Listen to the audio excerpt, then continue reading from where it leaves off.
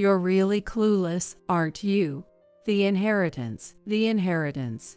Hurry up and hand it over." As soon as she entered the front door, my sister-in-law barged in and started talking nonstop, clearly in a good mood. We were never close, so why now? I was bewildered when these words hit me. "If it weren't for Mike's inheritance, I wouldn't come near this gloomy place." Indeed, to her, who is dressed head to toe in glitzy clothes and accessories, the house, where her brother Mike and his widow, me, live must seem gloomy. However, I fought my sister-in-law, who wouldn't even pay respects to the deceased Mike's altar, and brought up the inheritance while standing at the entrance, was much more insidious. This attitude of hers was not something new. She was arrogant about her looks and often harsh towards my gentle husband. I heard from my husband that she changed her tune dramatically and became ingratiating once he started succeeding and earning a substantial income. I was utterly appalled by her coldness. She barely visited him during his repeated hospital stays due to chronic illness, and didn't shed a single tear at the funeral. I had decided to cut ties with her, but the greedy sister-in-law would not allow that. "Come on, I don't have all day. Hurry up, you must be busy, right?" The sister-in-law, with her eyes sparkling childishly, was convinced she would receive the inheritance without a doubt. But I hold something that will distort that expression of hers. It's the last words from my late husband. This will explain everything. I am Sally. Widowed early in my mid-60s, I led a modest life, not growing taller than necessary. About a month ago, I lost my beloved husband. It was due to a worsening of a chronic illness that he had been dealing with for many years. My husband and I met and married when we were both in our 40s, so we didn't have any children. For 20 years, we supported each other, so the sense of loss at that time was significant. I even considered following him in death, wondering if there was any need to continue cooking for someone else since we had no children, but I lacked the courage, embarrassingly. Moreover, my late husband repeatedly told me, "No matter what happens to me, don't get discouraged. You are an independent and wonderful woman." I couldn't ignore the words of my husband, now his last testament. Life changed drastically after my husband passed away. I was with him in the hospital at midnight, and right after, I was arranging the funeral, and everything proceeded smoothly. It was the only time I was saved from being sad or thinking about my husband in a daze. Encouraged by many, including my sister and her husband, who helped with the funeral preparations, I managed to get through that tumultuous month. I barely remember that time, but my sister later told me, "You did a fine job sending Mike off. He must be resting peacefully in heaven." Despite the initial confusion and stress that made me ill for a few days, not everything was bad. More people attended the funeral than I expected. Since my husband had originally worked for a nationally known company and was an executive at its headquarters, I expected that many people I did not know would be there. Indeed, the people from the company who attended the ceremony spoke highly of my husband's good character, and even sent him off with tears in their eyes. There were even attendees who flew in from international branches, sharing how they often went out for drinks when my husband visited their locations. Though I regret not spending more time with each person, I diligently noted everyone's names and addresses to properly express my gratitude later through condolence returns. My sister and her husband helped greatly with these arrangements, so now I can finally catch my breath. I feel immense gratitude, thinking this was due to my husband's gentle nature. While I want to boast about being blessed with such a wonderful person, I sometimes wonder if that was always the case, particularly because of my sister-in-law. The presence of my husband's sister, my sister-in-law, was the cause of the problem. She's significantly younger than my husband. Compared to women her age, she's youthful in appearance and manner, making her somewhat famous in our neighborhood. She's aware of her beauty and seems to enjoy polishing it daily. Up to this point, there was no issue.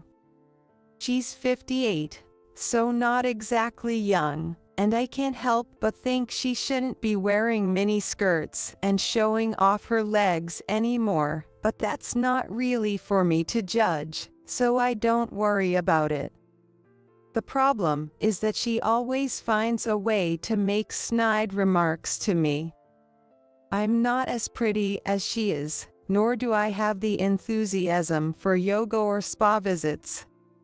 Sally, you always look so dowdy. Aren't you embarrassed to be such a country bumpkin? Mike was wealthy, so why didn't he marry someone more beautiful? She greets me with such insults and scrutinizes everything I wear as if appraising its value. What's with using a no-name brand bag at your age? And those shoes. How long have you had them? You were wearing them the last time we met, weren't you? Sloppy people can be spotted by their accessories, even if their clothes are decent. I can tell right away. Doesn't Mike buy you anything? He's not into material things, so if you ask, he'd probably buy them, right? I have enough bags and shoes, though not as many as my sister-in-law. If she calls me sloppy, so be it, but I've always been someone who doesn't shop much. In fact, I make it a point to throw away something old whenever I buy something new, so my house is rather Spartan. On anniversaries and birthdays, when asked by my husband if I wanted anything, I would without hesitation plan a trip. To me, objects can be bought anytime, but memories are priceless and irreplaceable. Now that my husband is gone, I'm glad I continued making that choice. Every time my sister-in-law made a snide comment, I would hint at this belief, but she would just scoff. Mike wasn't much to look at either, so in that sense, you were a good match, right? But grabbing such a man to marry must mean you were after his money, weren't you? No matter the insult, she always concluded with this. This is what troubles me about her. She insists I married my husband for his money and spreads this among relatives. Indeed, there were many women who approached my husband with that intent. He wasn't into gambling or nightlife, his only hobby was fishing, so I vividly remember being surprised by his savings when we got married. But I never had the intention to live lavishly off it. At that time, I too had a 20-year career with my company and had a decent amount of savings, not as much as my husband, but substantial.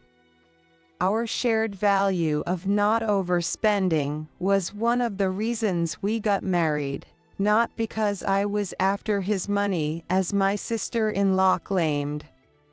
I explained this to her and asked her to correct the misunderstanding with relatives, but she never listened to me.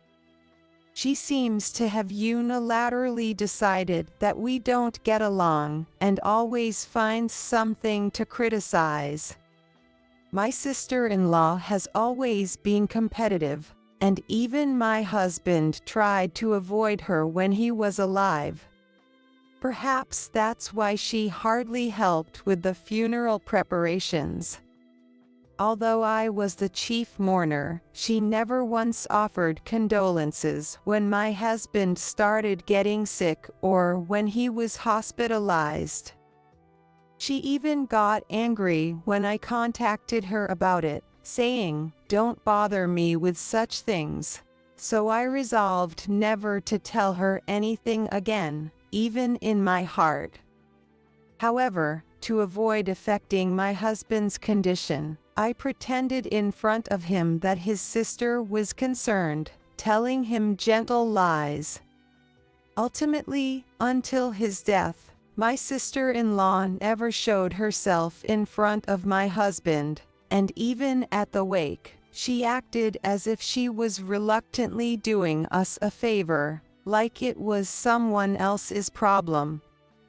Yet, the relatives around her would whisper, "She's been crying every day since she heard her brother was ill, almost losing her appetite and unable to shed tears. That's why she looks so drained. Maybe she didn't visit the hospital because she couldn't bear to see Mike in a weakened state." Hearing this, I was overwhelmed by an indescribable frustration, mixed with the shock of losing my husband, and I teared up right there. My sister-in-law, talked about as if she were a tragic heroine, looked too well-nourished to have lost her appetite, with no tear stains or swollen eyes. Despite telling me not to contact her, she acted meekly in front of the relatives. My sister, sensing my feelings, skillfully led me away. Otherwise, I might have lost my composure, yelled at the relatives. Realizing that my sister-in-law is selfish to the core, showing no respect even for the deceased, I resolved to limit any future interactions with her. I slowly sorted through my husband's belongings, balancing it with work and household tasks, while also healing emotionally. At first, every item of his that disappeared felt like erasing a memory, but I reminded myself that the memories with my husband were etched in my heart. While cherishing the time with those who occasionally visited the altar, I tried to regain my peaceful life. But, as expected, it was my sister-in-law who shattered this tranquility. She rang the doorbell and rattled the sliding door. "Sally, you're there, right? Your sister-in-law has come all this way, so open up." I never thought of her as my sister, but she yelled as if to make sure the neighbors heard. I was hanging laundry and couldn't pretend not to be home. "What were you doing? You made me wait so long. I almost got sunburned." As soon as I opened the door, before I could speak, she barged in, thrusting a fancy foreign-brand shopping bag into my hands, and starting to take off her shoes. "What's this all of a sudden?" I managed to ask, to which she dramatically sighed. "Look, I've been so busy and couldn't visit, right? I thought you might be feeling down, so I brought something nice." She snatched back the shopping bag she had handed me and began pulling out items while standing there. Jewelry, perfume, and fancy baked goods, none of which seemed appropriate for me. Did she really think I would be genuinely happy to receive these? Besides, my sister-in-law acted obnoxiously nice to me today. I know I've been harsh to you, Sally, but you were the wife chosen by my only brother. I didn't want his wealth to fall into the hands of a gold digger. But seeing you at the funeral, I realized you were different. Only someone who truly loved Mike could shed so many tears and give a speech with disheveled hair, disregarding what others might think. She's not used to praising people, it seems. Even when trying to appease me, she comments on my appearance and actions. However, the way she looked at me seemed almost respectful, as if meeting someone she admired, infused with a certain passion. Despite my confusion over her abruptly changed demeanor, she continued to shower me with compliments. Feeling increasingly suffocated by the presence of someone whose true thoughts were inscrutable, I gently said, "I'm sorry, but I haven't settled the estate yet. The house isn't in a state for visitors, so perhaps you could just pay your respects to Mike." Then, with her usual cold gaze, she looked at me and shouted, "You really are oblivious. Do you think I came here just to see your gloomy faces?" It's about the inheritance. Isn't that obvious? You shouldn't have to make me say it. Excuse me. Confused by my sister-in-law's demanding gesture, palms up as if waiting to receive something, I was at a loss. How long do you think I've waited? I have a pretty good idea of how much Mike earned, so I know roughly how much I should get from the inheritance. Even if you try to hoard it, Sally, it's futile. Hand it over now. If you think of deceiving, I'll call the lawyers and the police. The division of property is being handled by the lawyers, so there's no deceiving here. Don't play dumb. I'm entitled to half of the inheritance. It's supposed to be split between you and me, right? I tilted my head at my sister-in-law, who was screaming with her face beet red. I had heard from the lawyer that siblings of the deceased are entitled to a quarter of the estate, which is divided further if there are more siblings. Since my husband and his sister were the only siblings, she would normally receive a quarter of the money. However, my husband often spoke about this issue before he died, pondering what to do. No wonder, as his sister had mocked his looks since childhood, and along with their parents, who favored the beautiful sister, seemed to have bullied him.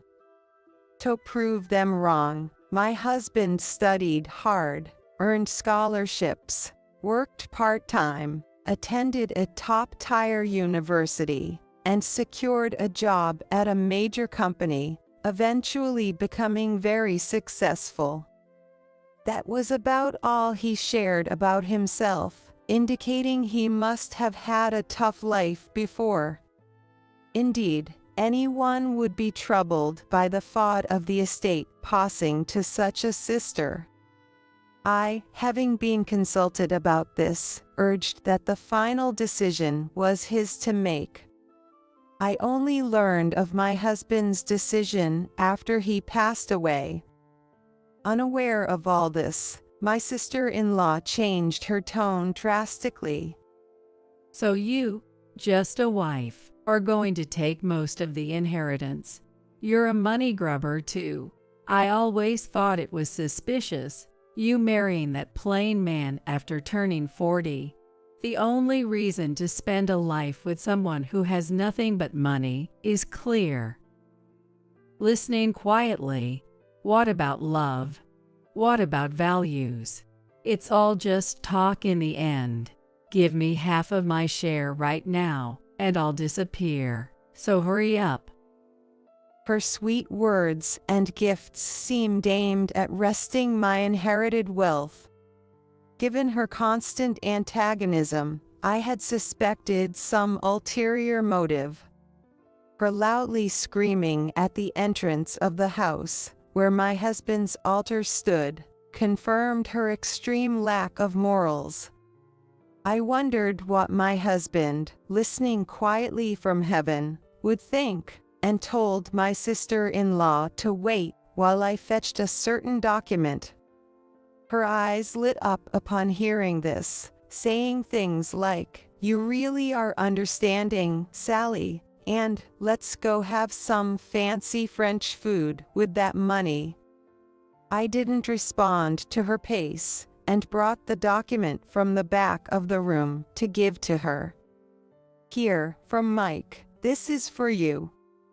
What I handed her was my husband's last letter, his will. Upon realizing this, she quickly unfolded the tri-folded paper and scanned through it. Her perfectly symmetrical eyebrows moved up and down, clearly showing her disturbance at the letter's content. What does this mean? I didn't know anything about this.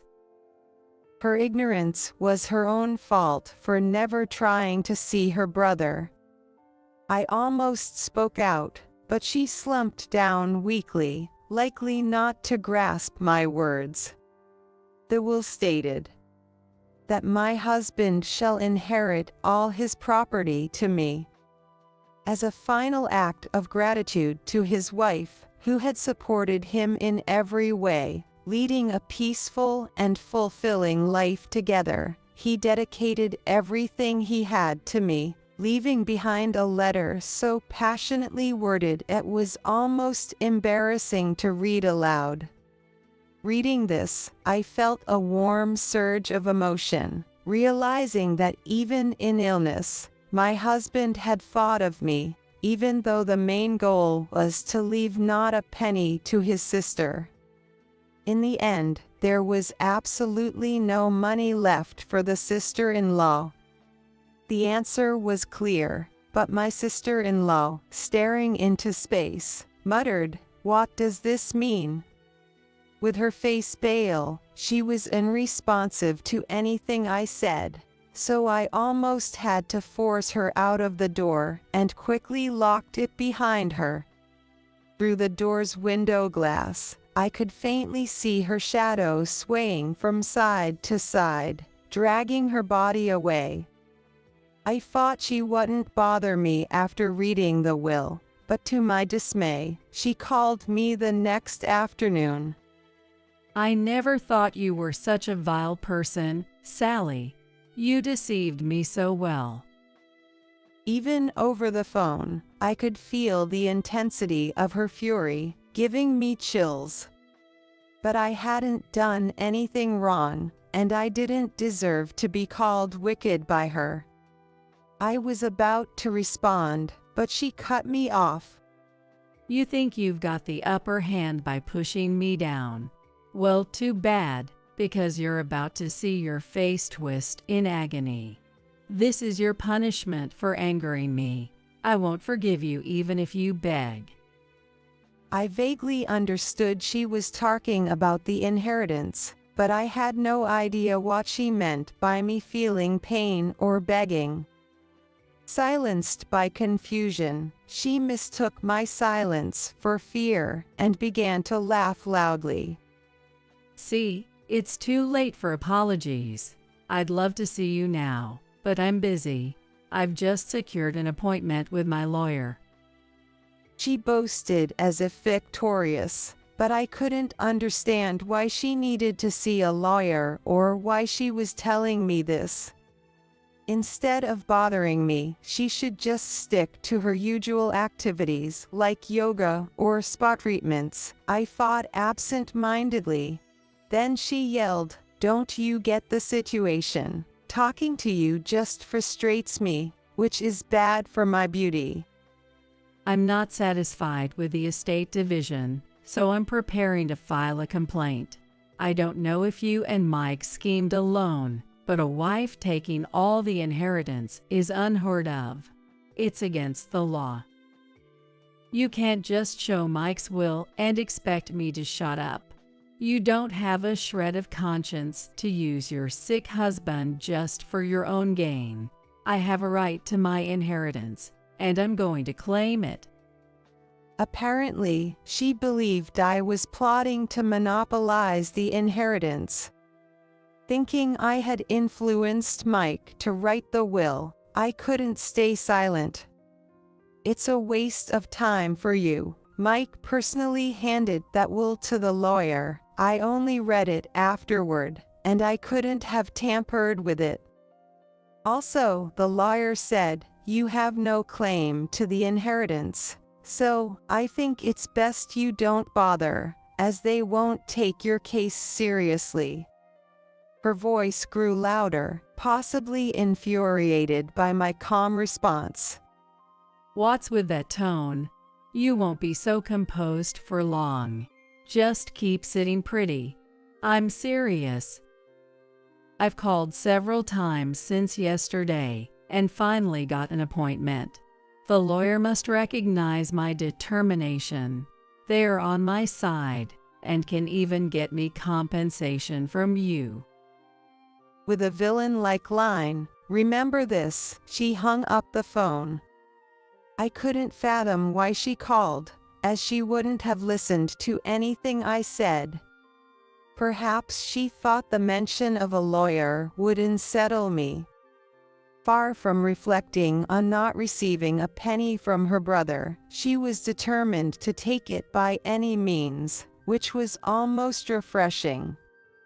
Months passed without incident, and I managed to tidy up my husband's cluttered study. Gradually packing up, I left our home filled with memories of my husband. He had always wanted to retire to a quiet house in the suburbs, so I decided to fulfill that wish. I sold the house and land we lived in, and used the proceeds as a down payment to move to the area where my sister and her husband live. It's regrettable we couldn't do it while my husband was alive, but our dog Maya, who lived with us for over 10 years, was delighted with the new home. She frolicked on the smooth flooring, so I bought a light-colored carpet to prevent strain on her legs from slipping. Letting go of our old home meant fewer possessions, but it also meant I could gradually create a more comfortable living space, which gave me something to look forward to. Yet, the eerie feeling of my husband not being there lingered, making the sparse furniture seem even lonelier. Especially when Maya was asleep, I found myself lost in thought, though I knew it wasn't good for me. One day, my phone rang as if to interrupt my hazy feelings. I jumped up and picked up the phone without checking who was on the other end of the line. You're going to kick me to the bone, you pestilence. It was my sister-in-law. Her sudden yelling woke me up completely, but I still had no idea what she was on about. Sensing my silence, she continued, without waiting for a response. It's your fault I'm getting divorced, because the inheritance didn't come through. What? My absurd response was just a guess at her meaning. She probably told her husband they would get my husband's inheritance, and their relationship soured when it vanished. But to reach divorce over not getting an inheritance speaks volumes about the fragility of their marriage. It's not fair to dump their issues on me. Why don't you apologize instead of staying silent? Your fault we can't make ends meet. What am I supposed to do all by myself? You could get a job, you're still young in your 50s. She fell silent after my calm reply. Maybe she was irritated by the words "just work," or maybe she was caught up in the term in her 50s. Whatever the case, my sister-in-law needs to get her feet on the ground and accept reality. If you lived on your husband's salary, you shouldn't need the inheritance. Why the divorce? He was after Mike's wealth from the start. He said, "If we're not getting your brother's inheritance, you're useless to me. You're just a woman with good looks and money, decades spent together, all for nothing. I want my time back." It was an intense argument. Why should I be the one getting yelled at? He's the pitiful one, earning so little. I want my time back. I only met my sister-in-law's husband when they got engaged, and then at holiday family gatherings. Like her, he favored flashy brands and luxury cars, giving off a frivolous impression. Her comment about his low salary suggests they probably both relied on approaching others for money. They surely had no savings and must have been living off my brother-in-law's income. Given the luxury items both my sister-in-law and her husband flaunted, they had no right to complain, having indulged themselves with his money. He married her out of selfishness and a penchant for extravagance, so it was all his own doing. I even got turned away by the lawyer I consulted, who confirmed there was no inheritance for me. Everyone's against me, but you're the one I can't forgive. If you hadn't been around, none of this would have happened. My sister-in-law apparently went to her lawyer, even though I had called to stop her. As I said, it was a wasted opportunity and a red herring. "Sally, you must have brainwashed my husband, right? He said he should have married someone like you. Why does your name come up in his words? You must have been seducing him behind my back." How does that even make sense? I don't even have your husband's contact information. Lies. My husband has never praised a plain woman like you before. You must have seduced him and had an affair. Confess, and I might forgive you if you give me the inheritance. How? This conversation is pointless. Overwhelmed by her absurd accusations, I ended the call. The house was already being demolished, and the land was sold, so her showing up would be futile. I hadn't shared my new address, so our chances of meeting were nearly non-existent. I immediately set up a call block, deciding to live peacefully from now on. About 6 months passed, and I adapted to life with my dog, Maya. I dined out once or twice a month with my sister and her husband, enjoying my days. Sometimes we ate in the room with my husband's altar, which he probably appreciated. Thanks to regular health checks, my recent medical exam showed no issues, and local shops provided convenience, leaving me with little worry. The only concern was a call from the social services a few months back. Divorced and broke, my sister-in-law had applied for welfare. However, officials stated she couldn't receive it if she had family to assist, but relatives who once flattered her unanimously refused to help. Her lavish past was well known, leading to her isolation from family. Social services then contacted me, but given her past actions and motives, I felt no obligation to help. I don't care if she was on good terms with my husband before he died, but since she and her ex-husband joined forces and slipped up together, only looking for money, and did not even behave properly at the funeral, I have no right to do anything about it now. I hope that she will reflect on her actions and live her life, since she herself became addicted to money, even though she had always said that I was just after money. I don't know what happened after that. According to rumors, my sister-in-law got into trouble at the job she finally found and resigned in a flash.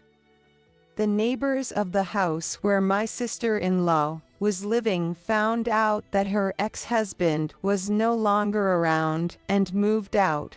When they found out about the mature divorce, which could be taken as a lie or a truth, no one around me knew how my sister-in-law was living or where she was, and I gradually forgot about her because I myself was not interested. Having regained peace of mind, I spent more time with Maya than ever before. Maya, who had always been quiet like my husband, stopped barking as she got older, and I was worried about her. My sister, who had always been a dog lover, must have grown attached to Maya as she often took care of her, because one day she suddenly contacted me to tell me that she had gotten a puppy. I excitedly went to my sister and her husband's house, and was greeted by him. Immediately, Maya's eyes lit up as she walked up to the puppy and looked at it with delight as it bounced around. I watched the scene with a smile on my face, hoping he would become a good friend to Maya. Don't splurge with your son's money. Poor old folks, just go home. During a vacation to celebrate my 60th birthday, Karen hurled these unbelievable words at my husband and me. My anger reached its peak when I heard what she said. "Shall we go home then?" Yeah. She probably didn't think we would actually leave. Leaving a bewildered Karen behind, we decided to go back home, leaving her in a foreign land. We are going to show her hell. My name is Alice Howard. I am a housewife who turned 60 this year. My husband and I, married for 30 years, were invited by our son Tommy to go on a trip to Maldives. Mom and Dad, I never got to do anything parent-honoring for you. This is just a small token of my gratitude. Let's go together. No holding back. I have 6 children, and Tommy, as the eldest son, has been supporting us. I worked part-time until our 4th child was born, spending my days overrun with childcare and housework, with just a few minutes to myself each day. Of course, there was never any time alone, and I can't even remember having a fun coffee time with friends since the kids came along. During this time, our son Tommy, since starting elementary school, took the initiative to help me and also took care of his siblings. With my husband busy as a company employee, Tommy's support was invaluable to me. I felt an immense gratitude towards him. As the hectic days went by, Tommy grew up, got married, and left the house, followed by the other children moving out for marriage or to the big city. It was just my husband and me left at home. While reminiscing about those noisy days, enjoying coffee with my now retired husband, Tommy came home for a visit after a long time. He had something important to discuss, which turned out to be this delightful invitation, and my husband and I were overjoyed. However, this conversation would lead us to an unbelievable situation. Why did you even invite your in-laws to the trip? These were the words of Tommy's wife, Karen. As Tommy, who brought his wife home, enjoyed a family dinner for the first time in a while, Karen called him out to the hallway during the discussion about the upcoming Maldives trip. Worried, I peeked to see what was happening and saw Karen confronting Tommy. Karen, with a terrifyingly harsh tone, was getting up in Tommy's face, giving him the evil eye. It makes sense, doesn't it? The trip is also a celebration of the folks' 60th birthdays. Why wouldn't we invite them? Why should we have to pay for them? If you're inviting them, they should at least pay their own way. Your mother does nothing but lays around at home. It's outrageous to think we should cover for such a slothful person. Karen was a nurse, and Tommy was in the position of a doctor. They had no children, and she despised me for being a stay-at-home mom raising kids. Excuses like no time to work don't fly with me. Time is made. People who can't manage their time just say that to escape. I absolutely refuse to spend my money for such a lazy person. I won't allow it. Her yelling seemed to be aimed at making sure I could hear it inside the room, making my heart ache. I knew I wasn't exactly favored before, but I never imagined I was this disliked. And to think they believed I was a stay-at-home mom because I was lazy, which brought tears to my eyes, is just unbelievable. Yet, Tommy didn't hesitate to defend me against Karen's words. You haven't raised 6 kids, so what gives you the right to act all high and mighty? Talk about it after you've walked in the same shoes. I respect my mom and am thankful to both of my parents. I'm taking them on this trip no matter what, got it? To think my son had grown up to value his parents so much. I was deeply moved and cried silently, careful not to reveal my presence to Karen and Tommy. After that day, Karen became more hostile towards me when Tommy wasn't around. She would criticize the taste of my cooking, and during visits home would say things like it smells musty, trying to belittle me with her words. It must have been too much for her to accept that Tommy defended me. Initially, I was downhearted and wondered why I had to endure this, but Tommy's words from that day helped me hold on. However, that changed when Tommy called me, saying he needed to talk. Sorry for this, Dennis. I'm thinking of divorcing Karen. My husband and I were shocked at the straightforward declaration. When we asked what happened, Tommy showed us 2 photos.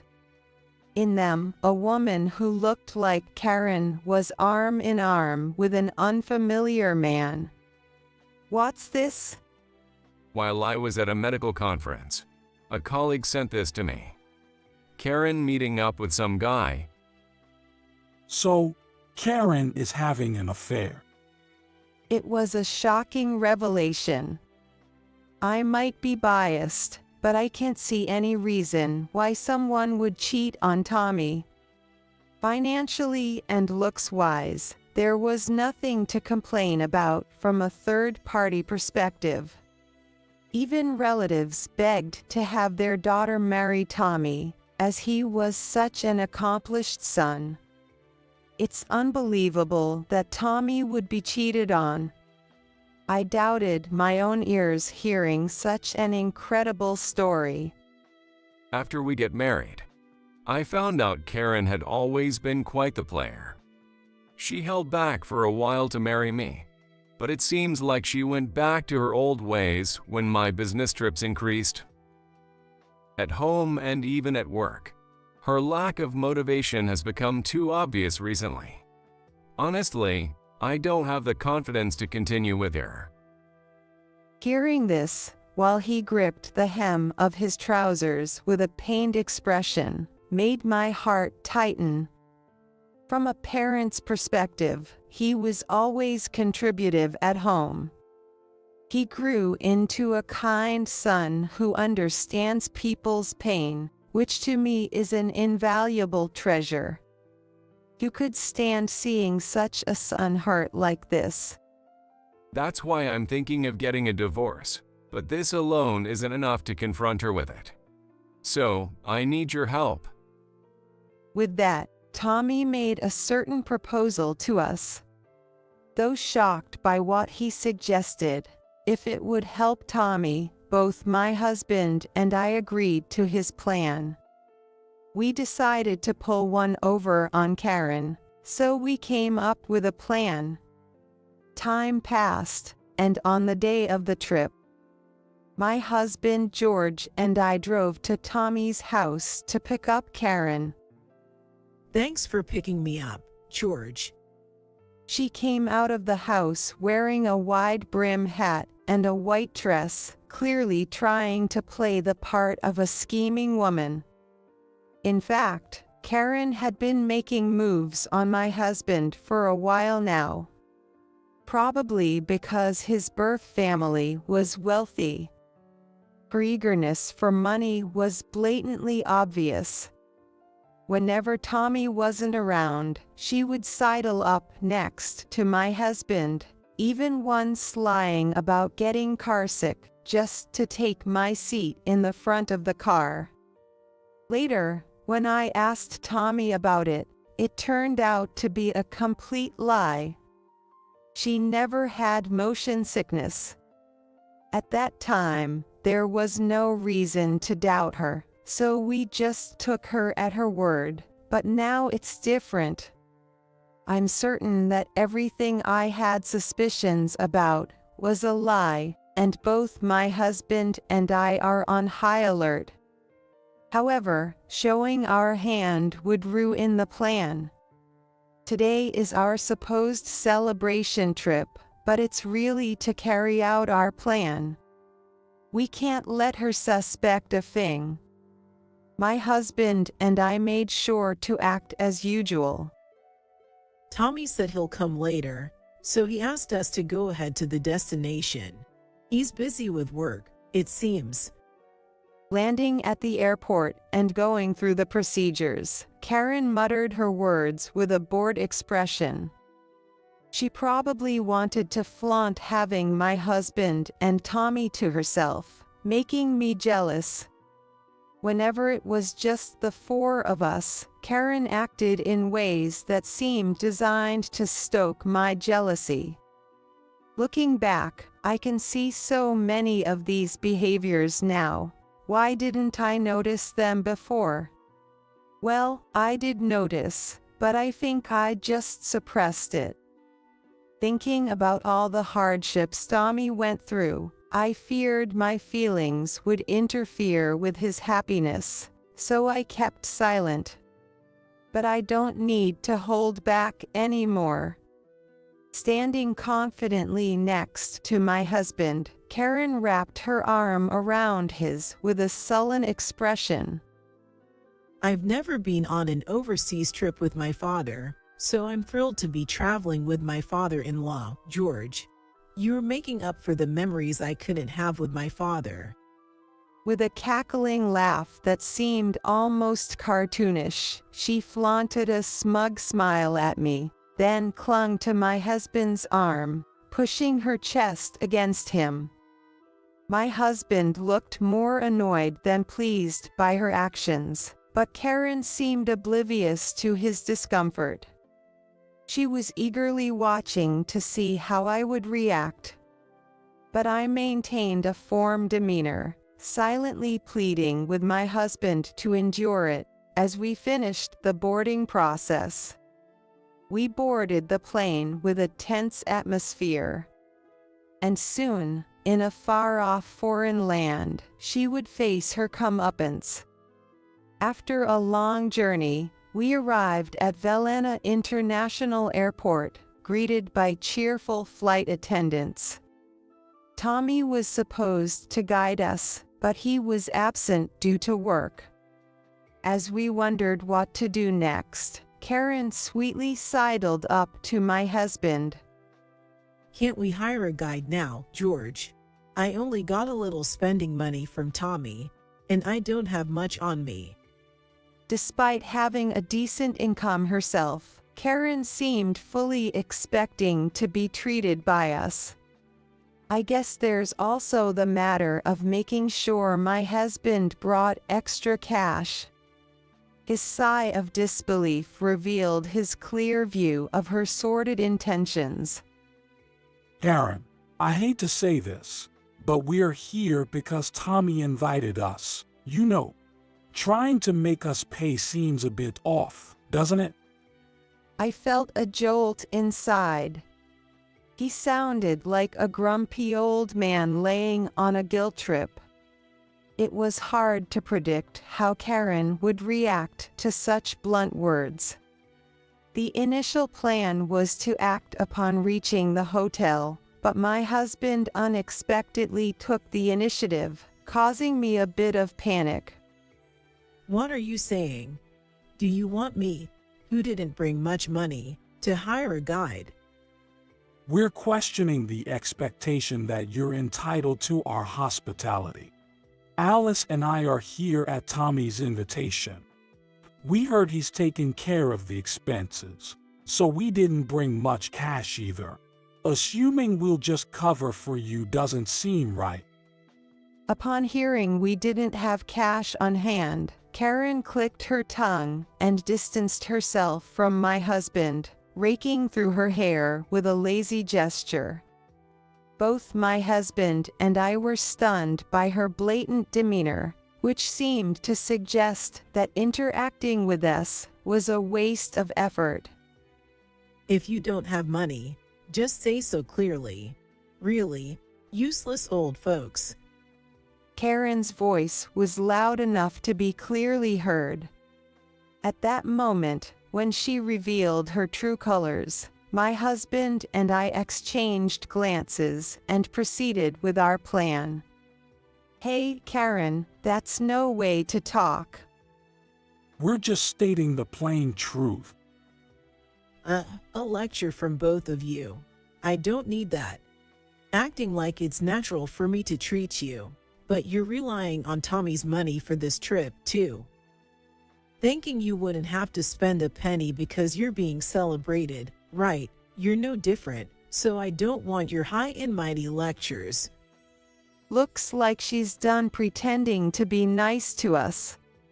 She suddenly changed her attitude, stood arrogantly, looked down on my husband and me, and said something condescending in a mocking tone.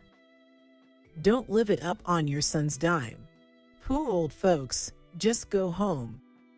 At her words, my anger peaked. Shall we go home then? Yeah. Without taking the bait, I calmly spoke to my husband, but then Karen, flustered, interjected. Talking big when you don't even have a return ticket. What's the point? That's hilarious. Actually, she had only been given the one-way ticket by Tommy. She was explicitly told to be prone to losing things and is unreliable by Tommy, so she reluctantly settled for a one-way ticket, only to find out she couldn't return to the US without him. She ended up in a situation. But we are supposed to be unaware of her situation. If we were to find out about this pathetic situation, it would undermine her dignity. That's probably why all she could muster were these tough words. However, we already knew the story from Tommy. And we had already received something from him. No return ticket. What made you say that? I then pulled out the return plane tickets, including my husband's. Karen was dumbfounded. Speechless, her mouth agape. We do have our return tickets, you know. Why do you guys have tickets? Why, It's normal to hold on to your own ticket, right? Or what? Don't tell me you didn't get a return ticket from Tommy. I couldn't help but sneer at her, showing that Tommy trusted us more than her, a sweet revenge for all the taunts. Even for someone like me, a stay-at-home mom she looked down upon, to mock her over such a trivial matter must be unbearable for her pride. While feeling somewhat petty, considering everything up to now, this was nothing. If anything, it was not enough. Watching her turn red with rage, I felt a sense of satisfaction. No way. Just go home already. Just seeing your faces irritates me. Her retort, almost like sour grapes, secretly had me holding back laughter. The sight of Karen retreating in frustration was incredibly satisfying. She had mocked others enough.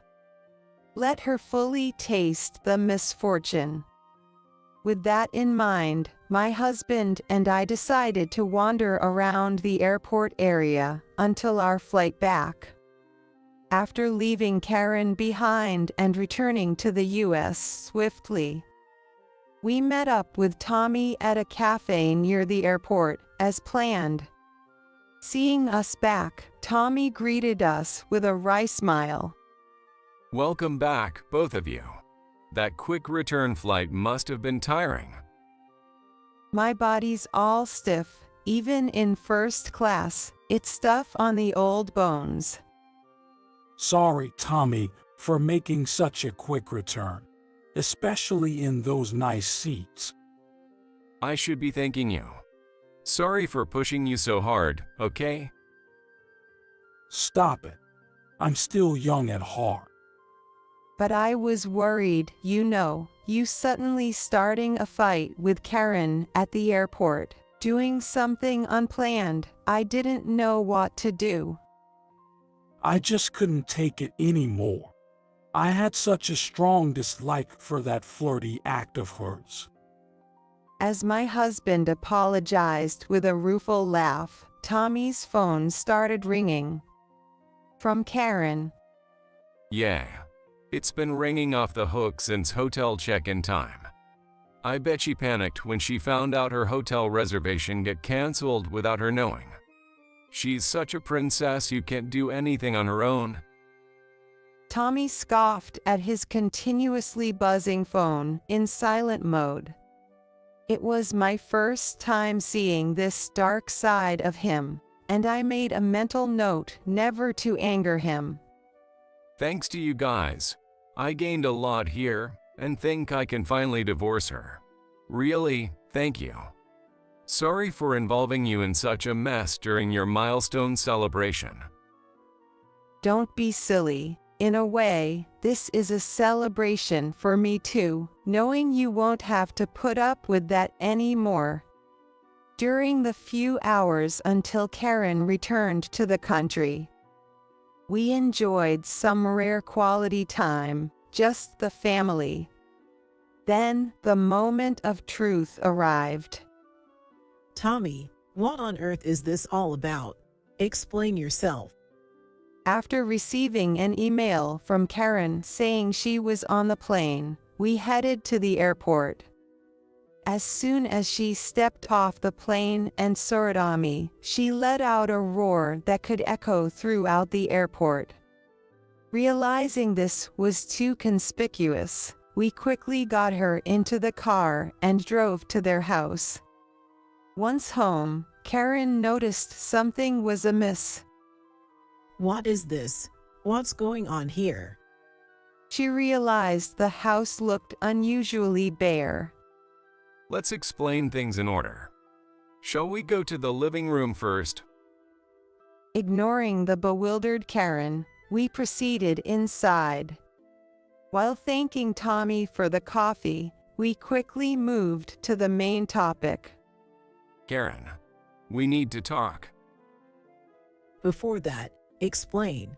What were you thinking, doing such a thing? Because of you.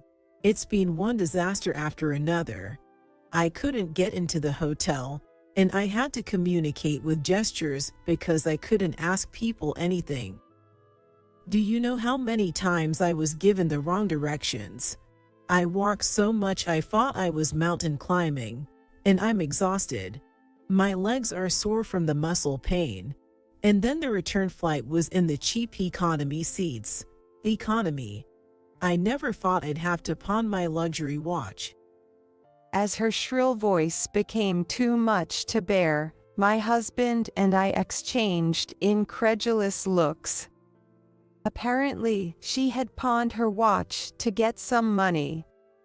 Amid this, Tommy watched her intently, and after she finished her tirade, he quietly spoke. Is that all you wanted to say? What did you say? Karen's eyebrows twitched in surprise, probably expecting an apology from Tommy, but his unexpected response took her aback. It must have been the first time she saw Tommy. You had always been kind and indulgent, looking at her so defiantly. She glared at him, trying to intimidate, but Tommy met her gaze unflinchingly. So, you have no idea why you're in this situation? Tommy's probing words seemed to finally make her question. Karen started speaking with a cold look and a haughty attitude, crossing her legs. Of course. Who leaves their wife stranded abroad? What did I do? She's sticking to her story. Nobody knows about her affair. She seemed to think so. Tommy sighed in exasperation, then showed her 4 photos. I didn't miss how her face went pale instantly. Let's see if you recognize this. Presented with undeniable photographic evidence of her affair, Karen faltered.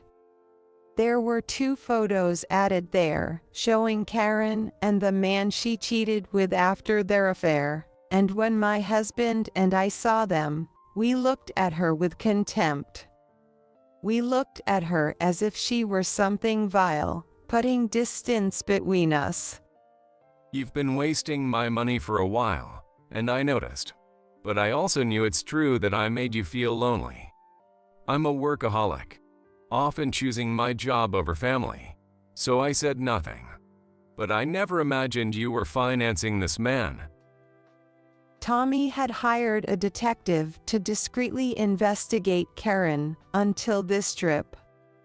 It was revealed that her lover was a gigolo, and she was his top-paying client, giving him the biggest tips.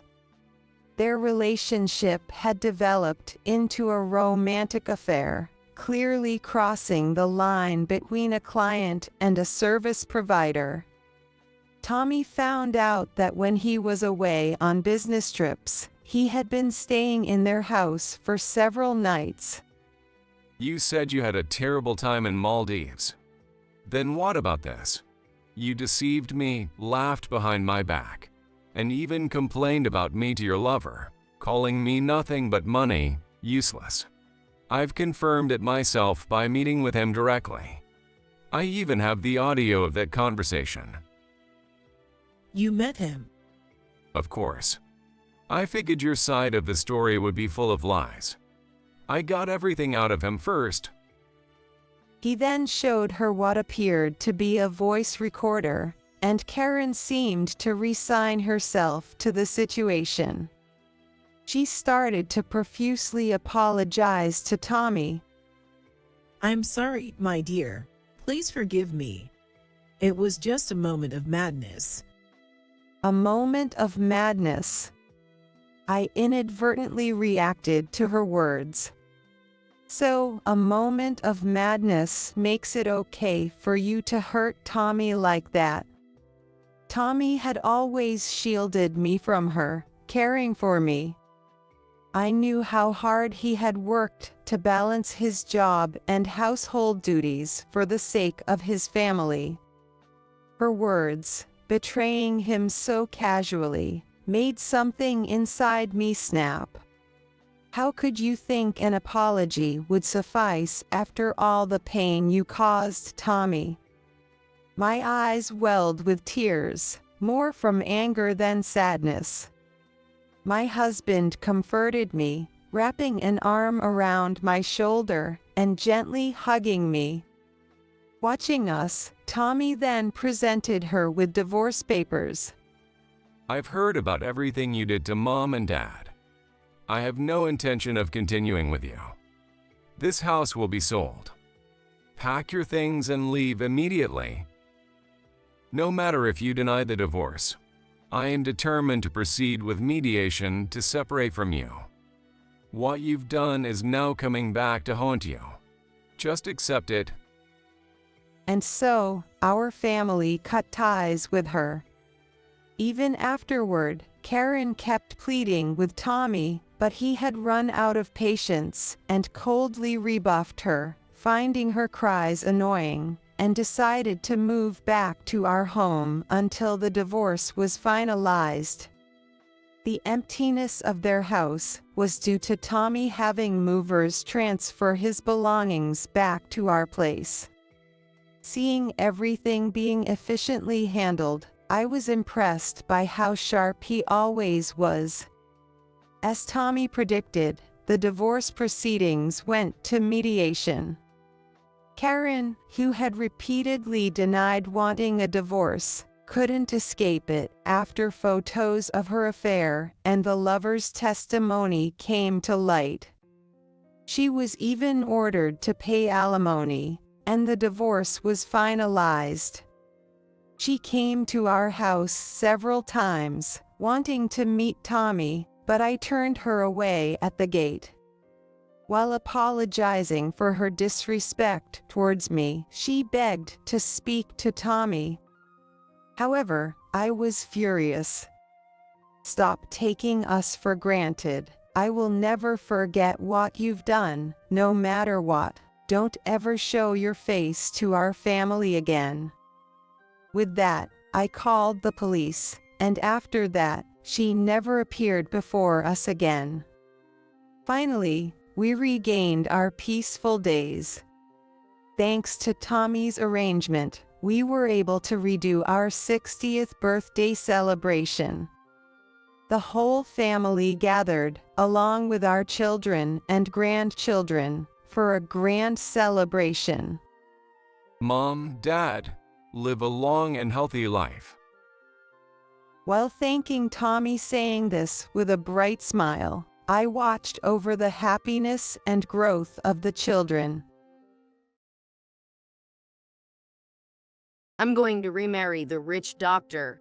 You, an old woman, should raise twins. Nancy laughed at me mockingly when she said that. The man standing next to her also had a sneering grin on his face. There's no way I could leave the two adorable kids with such people. Are you sure about this? I'd be happy to.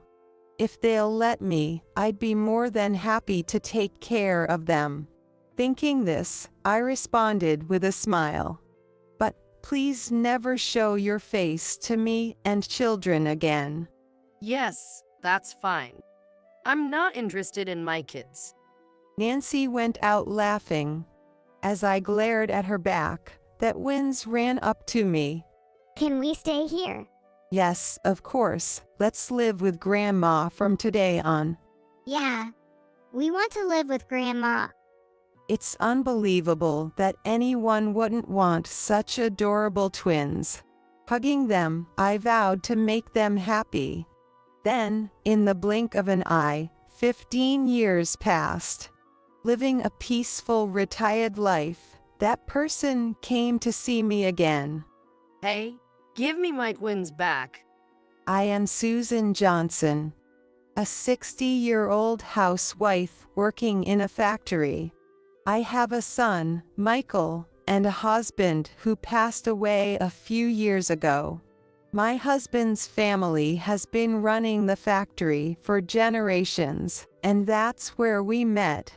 When I was working diligently, he approached me and, We fell in love very quickly. After dating for a few years, we got married. Then I gave birth to Michael. My dream is to take over Dad's factory when I grow up. So, I want to learn everything I can. Michael said he inherited my husband's kindness and my earnestness, and I think he grew up to be a wonderful kid. Having been around the factory since he was young, Michael was well liked by everyone there. After I graduate from high school, I want to work at the factory. What are you saying? Michael respected everyone at the factory and even wanted to start working right after high school. However, our factory is large and has contracts with many major companies, so we're doing well financially. And Michael is smart enough to aim for a top university. As his parents, we hoped he would go to university. We really think you should go to university, given the chance. No, I want to start working at the factory as soon as possible. No matter how much we tried to persuade him, Michael was steadfast. It was quite troubling. Then, someone else convinced Michael. You should go to university, Michael. It was John Miller, who started working at our factory right after graduating from high school. He was close in age to Michael, and they spent a lot of time together. Learn what I couldn't teach you. Make this factory even bigger, and make its name known worldwide. John's words had an impact, and Michael listened. And then, he successfully went on to university. Michael, having studied business in university, used his knowledge to secure new contracts and further expand the factory's success. We believed we could continue to live happily, managing the factory together. We believed so, but just then, my husband fell ill suddenly. He collapsed at the factory and never regained consciousness, passing away shortly after. From now on, I'll protect both the factory and Mom. While everyone was engulfed in sadness, Michael, who had grown up, supported me and managed the factory well. Now, Michael is married and the father of twin girls, Maria and Millie. Hello, Grandma. Grandma, we're here to see you. You both made it. Good to see you. Take your time and relax. The twins were very lovely. Maria, the older sister, was serious, while Millie, the younger, was kind. They both adored me and hugged me whenever they visited me. I love these twins so much that I no longer felt the sadness of losing my husband. When are you going to stop working, Mom? I plan to work as long as I can. I don't want to be a burden to you in the future. Therefore, I was working in the factory. Thanks to that, I've been living fulfilling days. Taking it easy once in a while is good, too. On a day off. Today I had a day off from the factory and was about to do some reading after a long time. Who could that be? Suddenly, the intercom rang. No visitors were scheduled, so I puzzled and checked on the camera. What? Maria, Millie? It was the twins. Surprised, I quickly opened the front door and welcomed them in. What's the matter, you two? Where's your mom? Looking around, I saw no adults. Could it be that these 5-year-olds came here by themselves? Mom said to go to Grandma's house today. She's too busy to look after us today. Hearing the details, it seems their mother, Nancy, told them to come to my house and locked them out. It was snowing since the morning and very cold outside. No matter how far you can walk, let only children walk the streets. Were you cold? I'll make some warm cocoa for you. Yay! We love cocoa. Thank you, Grandma. As I served the twins warm drinks, I tried calling Nancy. However, there was no sign of her answering. So, I decided to contact Michael. What? Maria and Millie are there. Michael immediately answered the phone, sounding very surprised. He had been on a business trip since last week and was not home.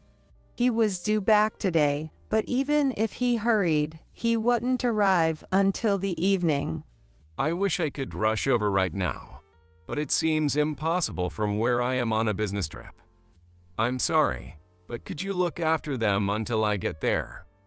Yes, of course. I immediately agreed to Michael's request, feeling sorry. I had no plans for the day anyway. Having the day turn into one spent with the adorable twins was actually a delight for me. Thank you. I'll talk to Nancy myself. Michael said before hanging up. Feeling the twins' eyes on me, I turned to see them looking somewhat anxious. Let's play together until your dad arrives. Can you tell me what games you like? Yay! We're so happy to play with you. We want to play games. For a while, we played games together. Then, Michael called me.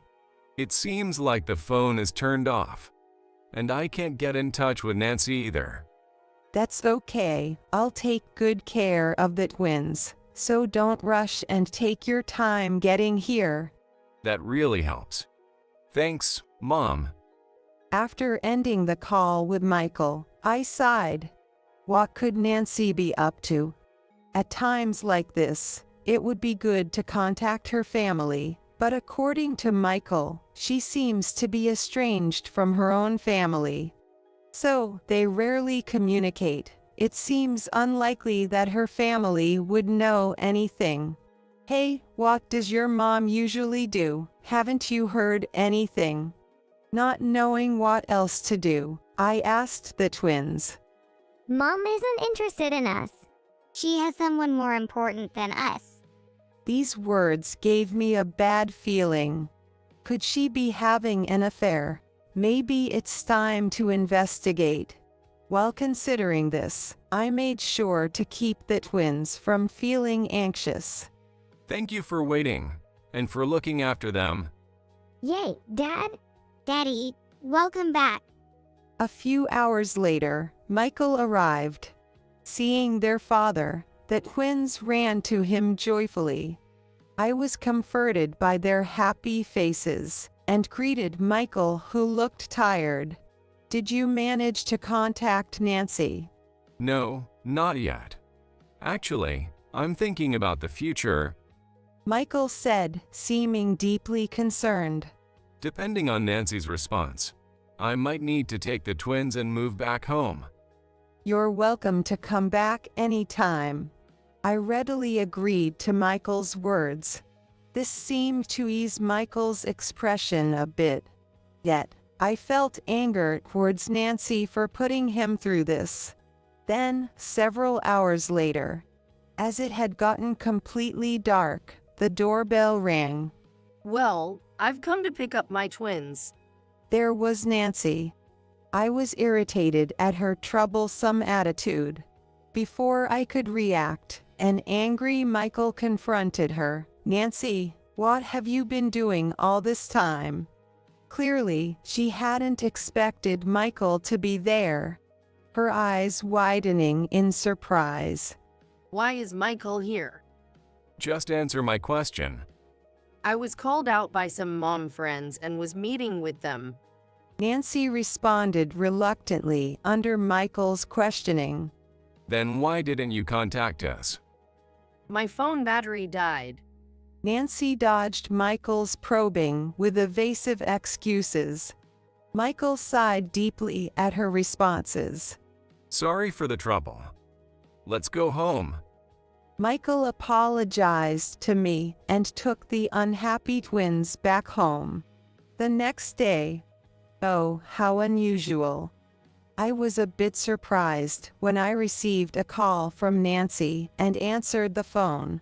Listen, Susan, because of your unnecessary meddling, Michael scolded me. What? If you had just silently taken care of the twins, there would have been no problem. Nancy complained without letting me get a word in. I was momentarily taken aback, but then responded. First of all, isn't it your fault for locking out the twins? And at least give me a heads up next time.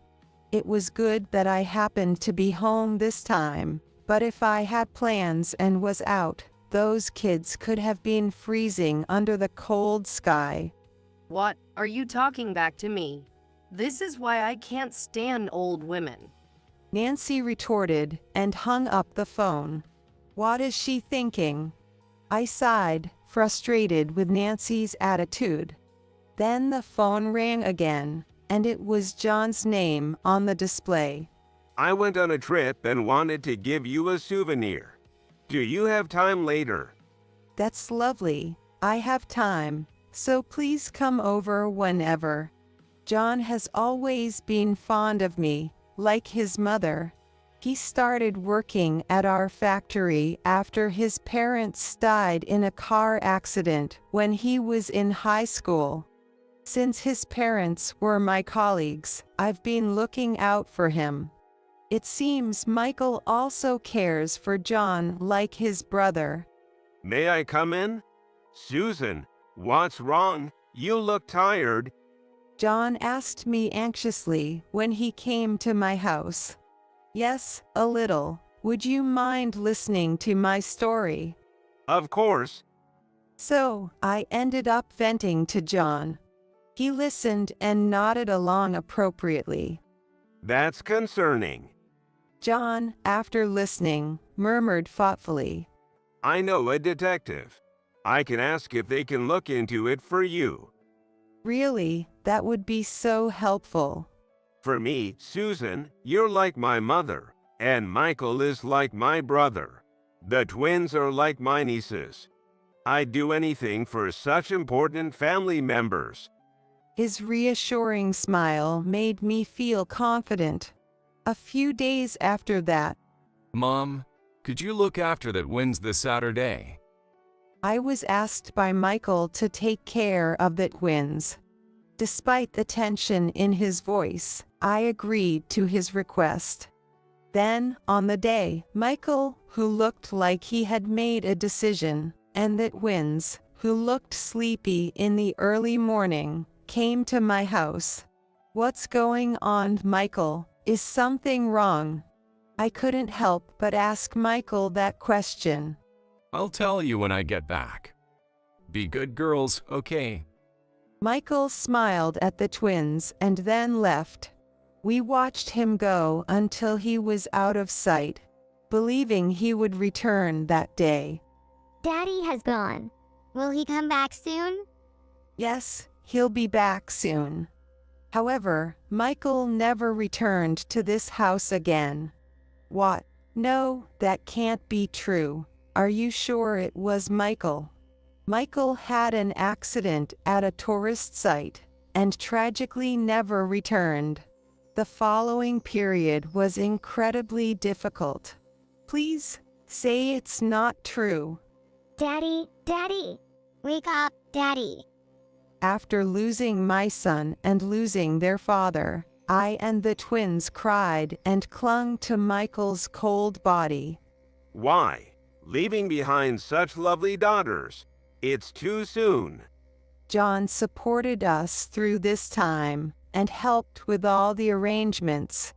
The factory staff rushed over immediately, comforting our family, but What is she doing? Her husband has just died. amidst this, Nancy was nowhere to be seen. Even after the funeral, she made no contact and disappeared. Maybe it's better she's not here. I felt indignation at her actions. But without her around, at least I wouldn't have to deal with her disrespectful behavior. While thinking this, I cared for the crying twins, unable to recover.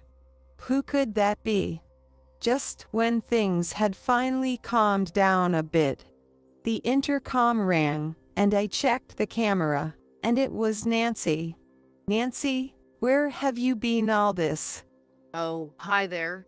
Long time no see. Angered, I opened the door to find Nancy and a flashy dressed man standing there. That's when I realized my bad feeling was right, and my anger turned to cold calmness. What do you want now, and how dare you show your face here? Well, scary. Oh, this is my boyfriend. He's a doctor and rich. She didn't mind my cold attitude at all. Nancy boasted about the man with her, smirking in a vulgar manner. Were you cheating on Michael? It's not cheating. He's the one I really love. Nancy said, laughing with the man beside her. So, I have a favor to ask of you, Susan. What is it? The twins are in the way of my remarriage, so I don't need them. Can you take them in? I was furious at her words. What did she just say? Did she say she doesn't want her daughters? I fell silent in an instant. And she went on to say to me, I'm going to remarry the rich doctor. You, an old woman, should raise twins. Nancy laughed at me mockingly when she said that. The man next to her also smirked and pleasantly. I couldn't possibly leave the two adorable children with such people. Are you sure? I'd be delighted. If I can take care of them, I'd gladly do so. Thinking this, I responded with a smile. But please, never show your face to me and children again. Fine by me. I'm not interested in my kids. Nancy went out laughing. As I glared at her back, the twins ran to me. Can we stay here? Yes, of course. Let's start living with Grandma from today. Yeah. We want to live with Grandma. It's unimaginable that such adorable twins are unwanted. Hugging them tightly, I vowed to make them happy. Grandma, we'll come back home early today. We'll make dinner, so just wait for us. All right, I'll be waiting. Then, in what seemed like the blink of an eye, 15 years passed. Having retired, I would see off the twins as they energetically set off. We had completely recovered from our past sorrows and were living a normal life. So, what shall we do today? Living such a peaceful, retired life, I was visited by someone. Now an elderly lady, I was spending my days leisurely. The doorbell rang loudly. Who could it be? Open up. You have the two of them inside, right? When I asked a visitor through the camera, the person yelled without answering. Seemed like a woman, but unfamiliar. While pondering who it could be. Hey, give me back my twins. Hearing this, I finally realized that the woman was Nancy. She had aged and changed so much over these 15 years that I genuinely didn't recognize her. This is too much for me to handle alone. I murmured to myself and contacted some people. They arrived within minutes and surrounded her. What are you doing here now? John was the first to shout. He was glaring at Nancy with anger. What do you mean what? I came to take back my daughters. Intimidated by John's intensity and the crowd, Nancy still shouted defiantly. They are my children, so give them back to me. Her outcry had a reason. She must have seen them on TV. In fact, the twins have become quite sought after on TV. Maria as a popular singer, and Millie as a talented actress. These two are set to co-star soon, and were recently featured as beautiful twins. Nancy likely showed up after seeing this. What about that rich doctor? I asked Nancy. She contorted her face in ugliness. I dumped that guy long ago. While shouting, she began to explain the situation, even though no one had asked. The man she brought that day was not a doctor but a con artist. Actually, it was his brother who was the real doctor. That man was after Michael's wealth. The man approached Nancy for the money of Michael, who runs a large factory. After Michael's death, Nancy, who received the inheritance, and her boyfriend, who had amassed money by deceiving many women, lived extravagantly for a while. But eventually, his actions came to light, and he was arrested. In addition, the boyfriend was caught using his brother's name, and his brother got angry and disowned him. Nancy, having abandoned her destitute boyfriend, shamelessly returned to our home. They were my daughters from the start, so I will take them back. That's out of the question. That's right. We won't let you touch our beloved girls. John exclaimed, and everyone from the factory echoed in agreement. Indeed, the twins were precious children raised by all of us at the factory. We had no intention of handing them over to such a woman. Everyone, I have something to say. I spoke on the day Nancy abandoned the twins. I was prepared to raise them, but considering my age, I asked for support from everyone at the factory. What a woman. Truly terrible. Susan, leave it to us. We will raise the twins together with everyone at the factory. Thus, we united to raise the twins, taking turns to care for them, playing and going out together. With everyone's help, the initially withdrawn twins gradually opened up. You know, we have dreams we want to achieve. We promised Dad too. We'll definitely make them come true. Eventually, they began to talk about their dreams. Their dream was to become an idol singer and an actress. Hearing this, we all watched TV together to learn, joined them in singing lessons and acting practice, and supported them wholeheartedly. I'm grateful to her for leaving the twins with us. Because of that, they were able to achieve their dreams.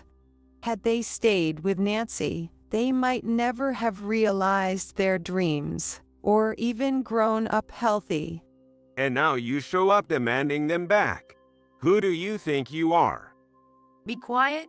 I am their mother. Those twins have an obligation to support me. At these words, everyone present showed anger. Which mouth dares to call itself mother? It was at that moment. Whose mother? We don't have an ugly mother like you. It was then that a voice was heard. When everyone turned to look, they saw the twins with expressions of disgust. Maria, Millie, it's been a while, my girls. You've both grown up to be so beautiful. Nancy approached the twins with a broad smile, but the twins responded with increasingly displeased expressions. And who's my mother? You treated us like nuisances and locked us out in the cold, didn't you? And you abandoned us as soon as Daddy was gone, didn't you? The twins asked in a cold voice. Though they were young at the time, it seemed they clearly remembered their mother's actions. Well, there were circumstances.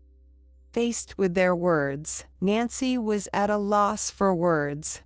We remember everything clearly. How you neglected us. You betrayed Daddy, and you were the reason Daddy is no longer here.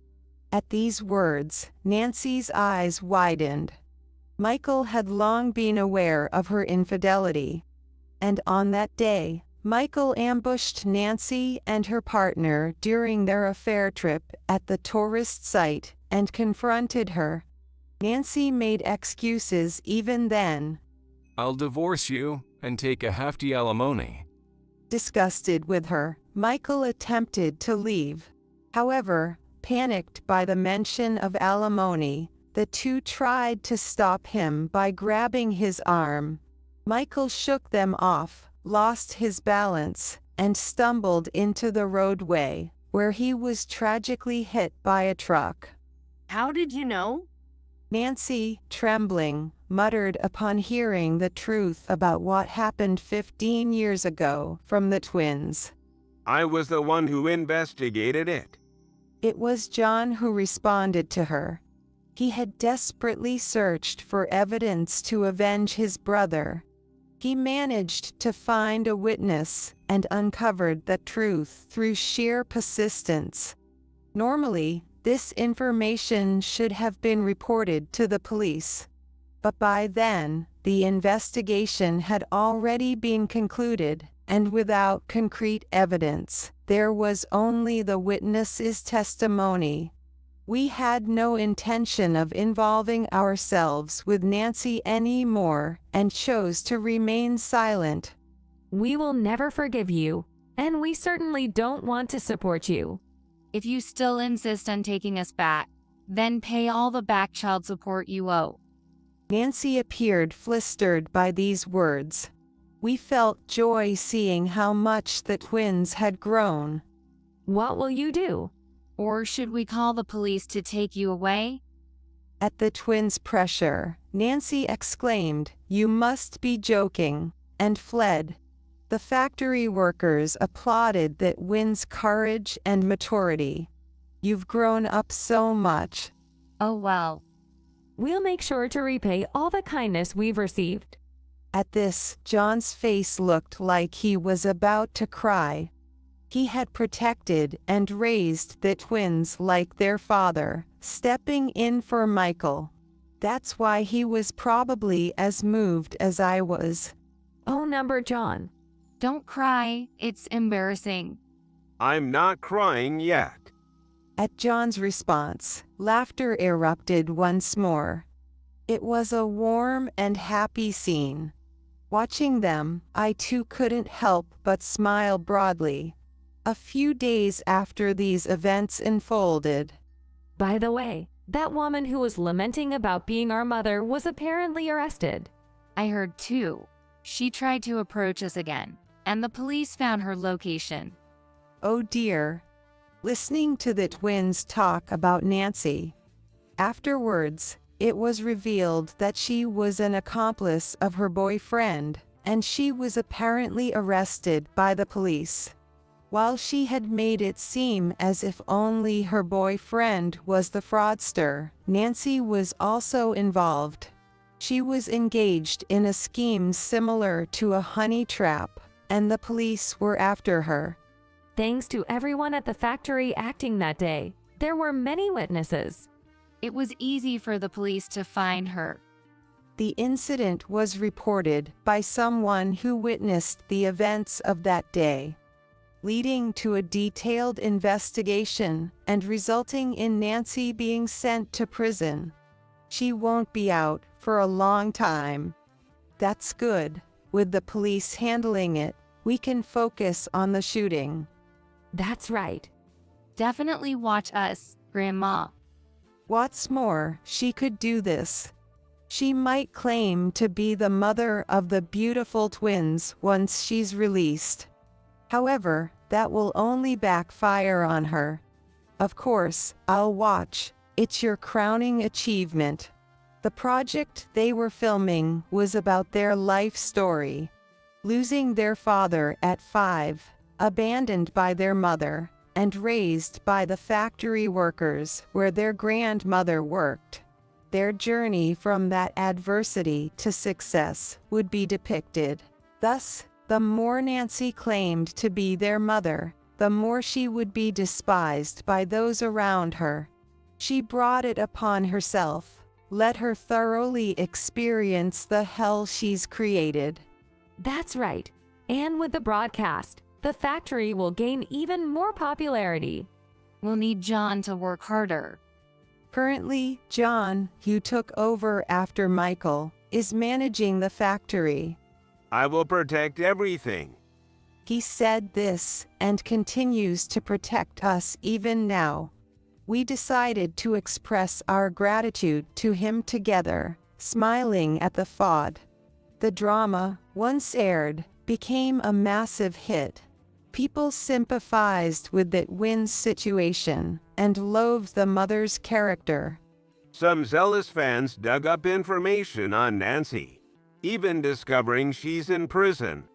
Oh dear, hell awaits her upon release. No one will be there for her. Her infamous boyfriend is serving a long sentence for multiple frauds and is unlikely to welcome her back. Regarding her family, it turns out that after the incident 15 years ago, they were investigated and confronted. Nancy's parents had disowned her long before, and they were completely unaware of her current situation. She was disowned for being too wicked and causing trouble for the family. If only she had learned her lesson back then. Indeed. Therefore, no relatives would be there to receive her. She will likely spend her future alone, continually regretting her actions. I feel like we've finally gotten revenge. John remarked, a weight lifted off his shoulders. He had acted thoughtfully for us, fiercely guarding the factory. That's why the twins have come to adore John as their father. Thank you for everything. At my words, John gave a shy smile. I have something to discuss with you, Susan. What's up? I'm thinking of leaving the factory. I wasn't particularly surprised by his words. I was concerned about it, especially since I heard he was handing over various responsibilities to younger employees. The twins have achieved their dreams, and I've left the factory in reliable hands. Now it's time for me to pursue my own dream. If that's your decision, I won't object. Thank you for everything, I said with a smile, prompting a happy grin from John. Then first, would you go on a trip with me? Really? I've always dreamed of going on a trip with my family. John asked with a childlike smile. I stared at his smiling face for a few seconds, then nodded with a smile of my own. If it's with family, we have to invite the twins too. Yes, we need to choose a place where everyone can relax. After a while, the four of us went on a trip. During the trip, the twins and I gave John a surprise gift, and when he finally broke down in tears, we all burst into laughter. It's been 15 years since you've been gone. I wonder if you and your dad are getting along well there. I mused at the graves of my husband and Michael. The time when I will join the two of them may not be far off, or it could still be a long way away. The children have grown up and achieved their dreams. Following that drama, Maria became an even more popular idol. She is scheduled to go on a nationwide tour soon. Millie received an offer to act in an international movie and had traveled abroad. Michael, John has avenged you properly. After leaving the factory, John has been enjoying his passion for travel. Everyone has achieved their dreams. So, don't worry, just wait for me to join you there, whenever that time comes. Saying this, I stood up. I wonder what I should do next. I decided to live life to the fullest until my days come to an end. I believe that will be my way of repaying the kindness I've received. Right, today is the day Millie is supposed to call me. I better get back and prepare, I murmured, starting to walk back. Hi, Grandma. Maria, aren't you in the middle of your national tour? I was nearby and wanted to see you. And I want to join the video call with Millie. Maria said this with a lovely smile. I'm sure Millie would have the same smile. With their smiling faces as my support, I will keep on living my life today. Grandma, this is Anna. Logan, my grandson, brought a woman named Anna. She was a pale-faced, quiet-looking woman who greeted me with a gentle smile, perhaps out of nervousness. I quickly ushered them into the house. For the meeting, Logan had brought her along, and my daughter-in-law, Rachel, was in a good mood, asking them how they had gotten to know each other. Mom, please serve them some tea quickly. Rachel, who had been in a good mood just minutes before, was now visibly upset. The first thing Logan mentioned to his parents was that Anna was pregnant. I was so shocked that I lost my voice. Rachel showed some displeasure at the fact that the two were having a shotgun wedding. We really want to make this work. We may be immature, but please allow us to marry. The two were earnestly seeking marriage approval from his parents. Being the grandmother, I felt it was unnecessary to comment and watched silently, but I was moved by their attitude. However, Rachel made a blatantly displeased face and waved her hand in front of her own face. Shotgun weddings are so tacky. Just because there's a baby doesn't mean you have to marry. Right, Mom? Suddenly addressed, I let out an what, as Rachel turned a sarcastic smile towards me. Well, indeed, just because there's a baby doesn't necessarily mean you have to marry. Logan's face fell for a moment. I expected that reaction. But you two are trying to move forward because of the baby. After all, it's something Logan and Anna decided together. It's not something anyone else can oppose. Rachel, shouldn't we be supporting Logan and Anna? Rachel drained her coffee mug in one gulp. Mom, please prepare some more coffee. She handed me the cup, crossed her arms, and sighed. Well, opposing it is probably pointless anyway.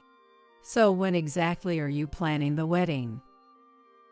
Oh, we want to do it soon, considering Anna's condition.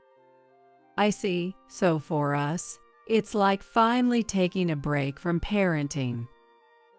Rachel said this thoughtfully, then turned to face me in the kitchen.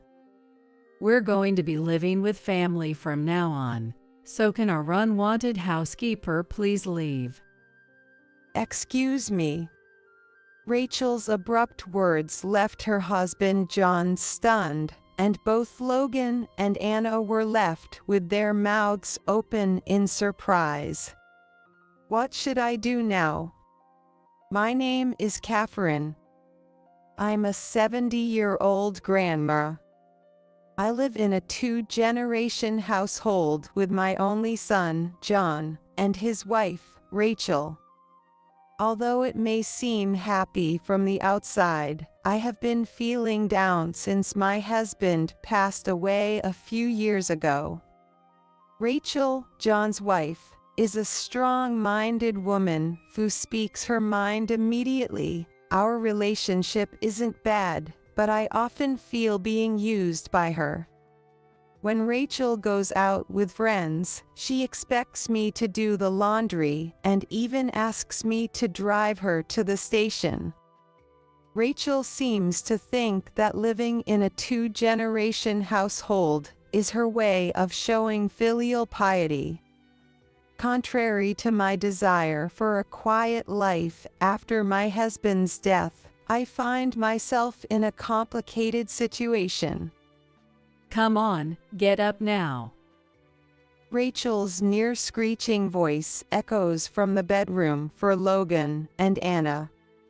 Oh boy, she seems to be in a bad mood again today. Last night, John worked late, and despite it being a weekend, she woke him up at the usual time to get ready to go out. I tried to speak quietly when I bumped into John in the bathroom. John, are you okay? I'm fine. I got about 5 hours of sleep. John smiled gently at me through the mirror while wiping his face with a towel. I've been worried because John has looked pale recently. Despite my concerns, my husband would reassure me he was fine while working, until one day he suddenly collapsed and passed away. That memory was always in my mind, and if possible, I wished to let him rest on his days off. From afar, I could hear loud footsteps. When Rachel appeared in the bathroom, she frowned and made a clearly displeased expression. How long are you washing your face? Hurry up, I'll be late for my meeting with my friends. Sorry. I'll change right away. John, being timid, quickly left the scene to change his clothes. Meanwhile, Rachel turned her gaze to me and handed over a note she was holding. Mom, this is the shopping list for today. Okay, got it. Have fun with your friends. The weather seems nice today. Please open the window down and vacuum. Rachel left without waiting for my reply. After watching her brazen departure, I let out a heavy sigh. Even when my husband was alive, Rachel had always been a woman who spoke her mind to us. At the beginning of our living together, I had told her, "Don't be shy," but as time went on, her aggressive nature became more apparent. Cooking had always been my task, especially since Rachel was not good at it. If she doesn't like the meal, she would push the plate away, saying, "I told you I can't eat this," or she would grumble about wrinkles in the laundry I had folded. Even so, I had always tried to keep a quiet smile on my face, so as not to make waves, because she was the woman my son John had chosen. But after my husband died, Rachel's attitude became even more extreme, and it was exhausting my spirit. Catherine, you're home all day today, right? Make sure the bath is ready when I come back. Rachel left through the front door without looking at me, saying those words. She goes out with friends on a weekly basis. From the beginning of her marriage, she did not do much housework or childcare, was only concerned with her appearance, and often spent a lot of money. She was very sociable, and made acquaintances in many places. There were many times I suspected her of infidelity when she was younger, but John always believed she wouldn't do that, so I never pursued it further. After dropping Rachel at the shopping mall and returning, I was surprised to see John carrying a box of chocolates. Oh, this. Rachel said she's giving them out at her reunion next week. Really? All of these? Rachel says she has her pride. She doesn't want to be seen as struggling with money because we live with her parents. Sorry, just let her be. Of course, it's okay. I understand. Sitting in the chair, I felt an overwhelming sense of helplessness. After a while, I took the shopping list Rachel had given me and went out. My familiar shoes felt heavier than usual. Perhaps due to my age, I often felt a dull pain in my knees with every step. Yet, imagining Rachel's likely snide remarks about wasting gas, I gently stroked my knees, urging my heavy feet to persevere.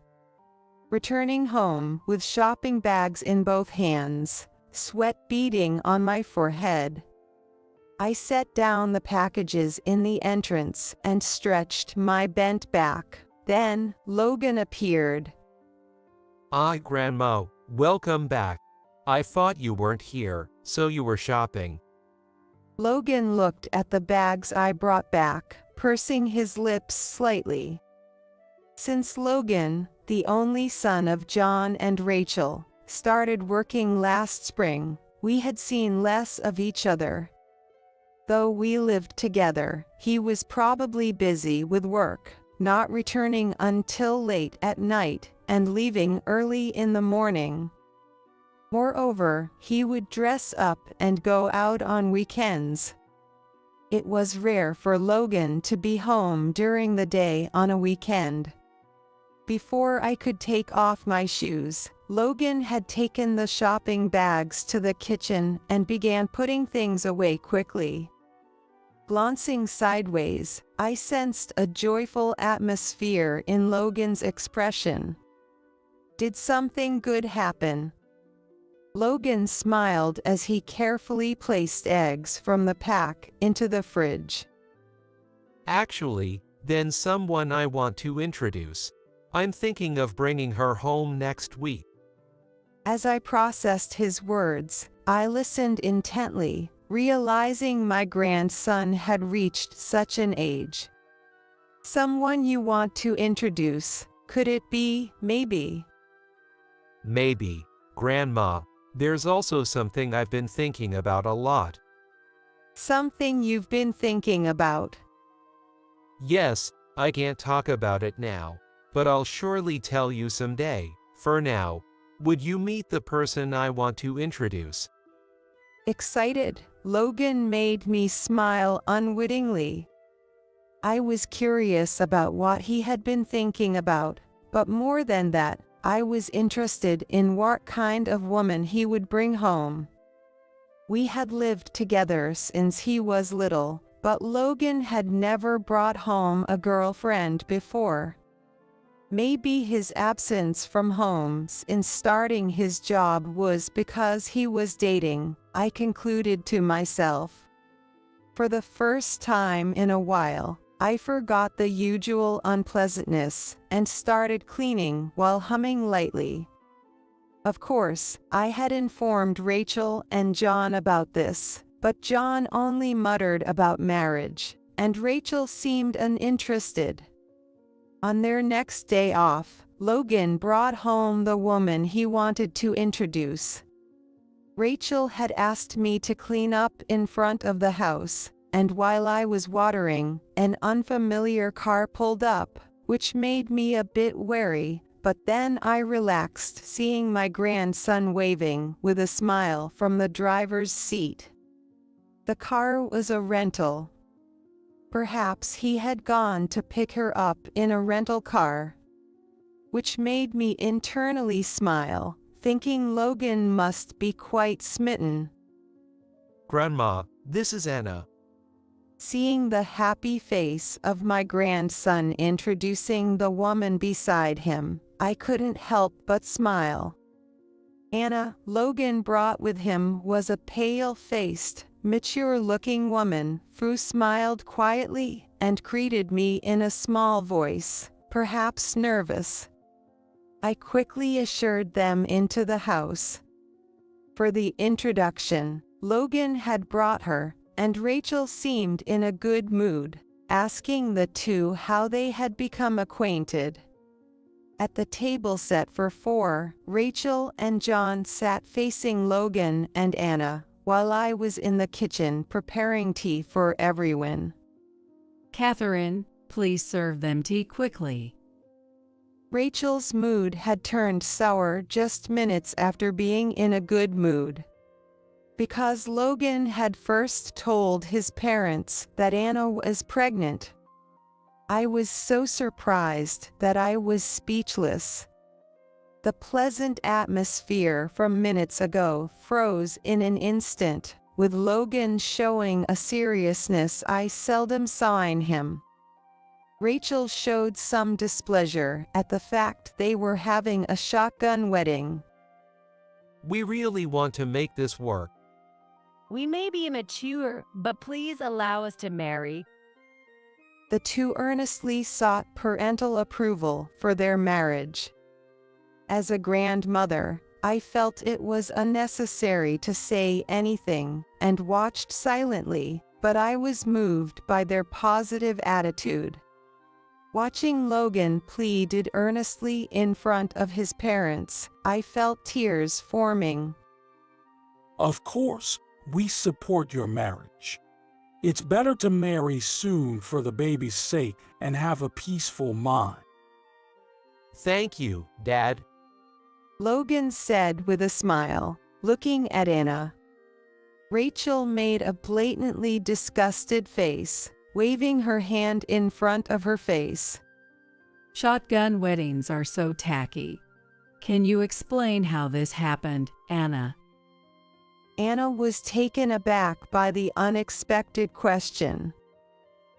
Well. She mumbled, looking down at the table. Logan quickly put his hand on her shoulder. Times have changed, and this kind of marriage isn't unusual anymore. Besides, we have our farts and are determined to do our best. Logan, you proposed marriage in a hurry after hearing about the baby, didn't you? Was it a well-considered decision? It was a serious relationship considering marriage, just that we hadn't found the right time, and the baby provided a good opportunity for us. Just because there's a baby doesn't mean you have to marry, right, Catherine? Suddenly addressed, I let out an "what?" as Rachel directed a sarcastic smile at me. I remembered a recent TV feature about single mothers we watched as a family. Indeed, having a baby doesn't necessarily equate to marriage, but I felt that wasn't the point here. Yes, indeed, just because there's a baby doesn't automatically mean marriage. Logan's face fell for a moment. I had anticipated that reaction. So I organized my thoughts before speaking, something I later wanted to boast to Logan about.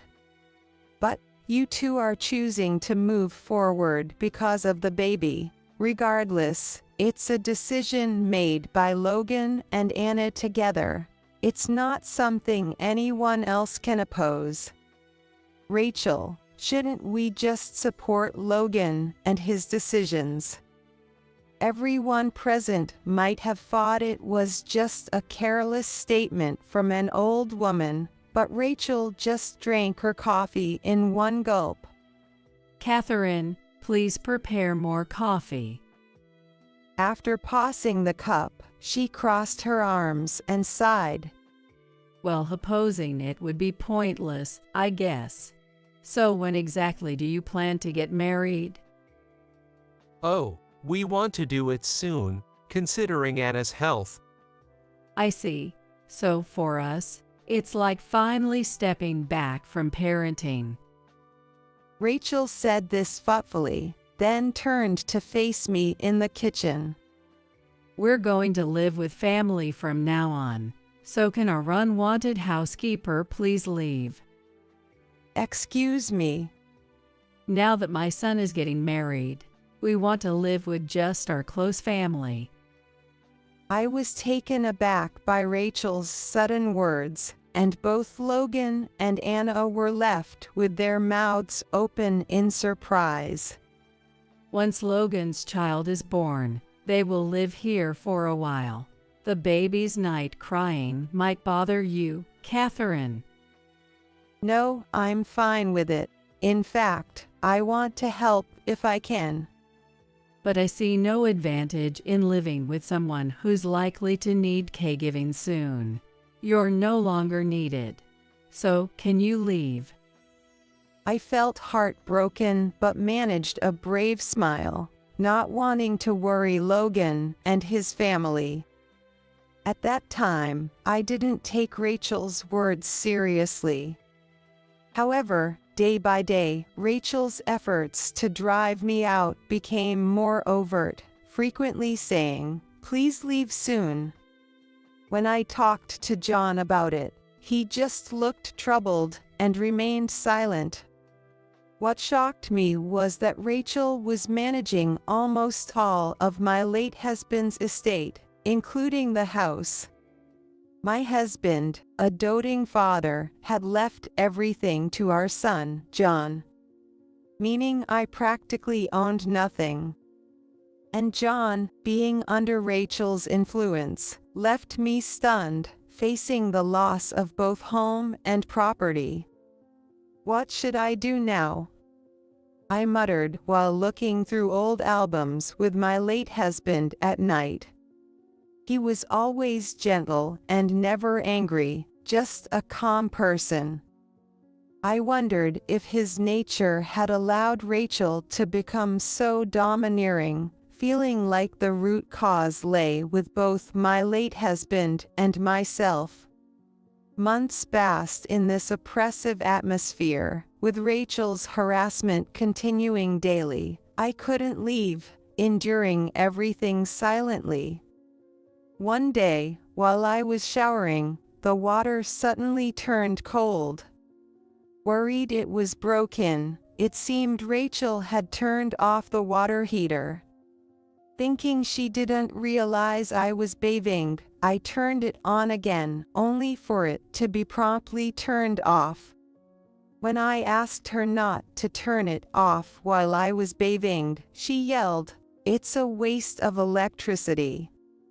Then I resorted to washing with the bath water, but soon, Rachel started draining the tub after her use, forcing me to wash in cold water even in winter. I was distraught and spoke to John, who weakly suggested, "Maybe bathe when Rachel is out." I sighed deeply, dismayed by his timidity. Rachel kept telling me, with a sneering laugh, "You should find an apartment and move out soon." I felt helpless against her words. Amidst these depressing days, a piece of bright news arrived today. Anna had given birth to a healthy baby. For a moment, Rachel and I joyfully celebrated together, both with tears in our eyes. If only you would leave the house soon, I would truly be happy. Rachel suddenly said with a cold look, after the shared joy. I doubted her character at that moment. Glancing at John, he appeared indifferent, purposely focusing on the newspaper's front page. Due to Rachel's insistence, Logan and his wife stayed in the family home, but Rachel, who had wanted to live together, showed no interest in caring for the baby. I did what I could to help Anna, who, despite being overwhelmed with caring for the baby, always expressed deep gratitude. Thank you so much for everything. Don't worry about it. You're going through the toughest time now. I'll do anything I can to help, just like a grandmother should. Those were my genuine feelings. After a really busy few months, Logan said to me without any premonition, "I have something important to discuss." "Can't we talk about it here?" I responded while cooking dinner, not stopping my hands as they chopped the ingredients, waiting for Logan to continue. "I want to talk just with you, Grandma. There's a place I want you to come to this Sunday, without telling Mom and the others." My hand holding the knife paused. "Without telling Rachel." As I turned to Logan, he had a subtle, happy expression, reminiscent of the secretive, pleased faces he used to make as a child when planning surprises for me and his late grandfather. Logan had always been close to us. And looking back, maybe Rachel felt that her only son's affection was being taken away by us, which might have been unpleasant for her. Perhaps Logan realized that being with Rachel meant I was too intimidated to speak, and he understood that. I felt touched by his kindness, and my affection for my gentle grandson and his wife grew even more. Next Sunday, Logan, Anna, and the baby took me to a newly built condominium complex, a short 10-minute walk from our house. As we walked, Logan shared that he had purchased the condo before the baby was born, encouraged to live with his family. I was astounded by his decisiveness in buying it without consulting Rachel and the others. Sorry to make you walk, Grandma. I need to keep my legs strong. Besides, this distance is nothing for me, I replied, patting my thin legs, though I felt pain in my knees even after just a short walk, deciding not to mention it. In a room of a brand new condo, there is a simple piece of furniture and cardboard boxes in the corner of the room. It seems to be the belongings of Anna, who used to live alone. Logan made coffee in the kitchen as if he was accustomed to the place. While Anna put the baby to sleep in another room, Logan, with a solemn look, started, "You know." I felt the ticking of the clock on the wall resonate unusually loud. Won't you live with us? His sudden proposal startled me. I almost dropped the mug I was holding. Logan looked at me earnestly. Thinking it was a joke, I smiled weakly, but Logan's gaze drifted off distantly. I've always hated the way Mom had been treating you since I was a child. Well, your mother is a bit strong-willed. But you're always told to leave the house, and Dad never stands up to her. I can't bear to see you treated so poorly by Mom anymore. I thought you were going to say something else, but that's not necessary. Do you remember when I first said I wanted to introduce Anna? I mentioned something I had been thinking about. I recalled him saying something like that. It was a while ago, but it left a strong impression on my memory because of the way Logan said it, with the implication that he was determined to do something upon his marriage. I've been loved and cherished by you and Grandpa since I was little, and I loved you both so much. But I always felt Mom was very rude to you too, and I've wanted to help you ever since I became an adult. Logan, did you really think that way? Leaning forward with resolve, Logan looked intently into my eyes. Let's live together. There's no need for you to suffer alone in that house. Speechless, Anna quietly returned from the other room and sat next to Logan. She had been listening from the next room and looked at me solemnly, understanding the conversation. Logan has shared this with me. If you're okay with it, could you live with us? What a kind offer. I'm truly touched, but I don't want to intrude on the life of a newlywed couple like you. It's not an intrusion. We need your guidance in parenting, and having you live with us would be a great support. And apparently Anna, too, had been harassed by Rachel a lot, and had developed a feeling of dislike toward Rachel. She had been taunted about her shotgun marriage, and had been yelled at to quiet the baby during nighttime crying fits. When Anna wanted to visit her parents' house after giving birth, Rachel retorted, "So you don't like being with me, I get it," making Anna repeatedly explain herself in frustration. We're asking you, please, can you live with us? Logan and Anna both pleaded at the same time. Silently looking down at their faces, I felt tears streaming down my face. "Thank you." At that moment, no other words came to mind. And so, it was decided that I would live with Logan and his family. Of course, this news would soon reach Rachel's ears. As soon as I agreed to move in, Logan promptly informed Rachel and John. Something I had asked him to do. I was certain Rachel would strongly oppose it. Telling myself this was my final battle, I left Logan and his family at the condo and returned home, opening the front door.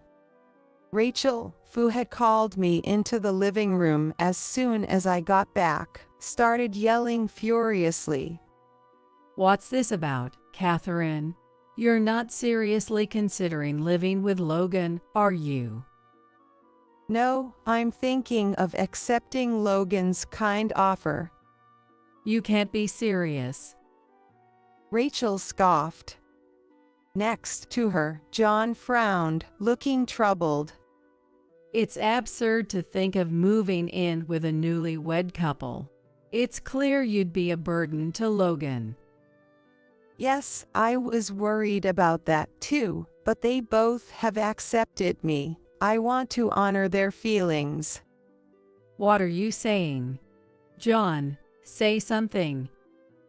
John, who had been silent, looked at Rachel with vacant eyes, seeming completely drained. "Rachel, I want a divorce." "What? I thought you were talking about something else." "I can't take it anymore, this life." "Wait." The usually calm John raised his voice, causing Rachel to flinch. He stood up, confronting Rachel with a stern look. "I can't continue with you. Your treatment of me is one thing, but what you've done to Mom is unforgivable." "What the heck, John? Don't start yelling now. We're talking about Logan living with Mom, right?" "Mom will live with Logan. That's settled. Now it's about you and me. I can't live with you anymore." "Why are you bringing this up all of a sudden?" "I've tolerated your behavior since Mom had been putting up with it. But if she's moving out to live with Logan, it changes things. It's our issue now. I've wanted to divorce you for a long time, with all your suspicious behavior and alleged affairs since we were young." "I didn't do such things." Rachel, unusually unsettled, darted her eyes around. John had always been gentle, but as a child, he was untamable when angered. Rachel probably had never seen John angry. He tended to prepare meticulously to confront someone when angry. John carelessly pulled a large brown envelope from his work bag and spread it on the table. It was an infidelity investigation report from years ago, clearly proving Rachel's affairs without even needing to read the details. Rachel sat down, dumbstruck. John said nothing more and walked to his room. I noticed the living room curtains fluttering. The window was open, and I felt a soft breeze. I wondered if our embarrassing conversation had been overheard by the neighbors, and held my temple.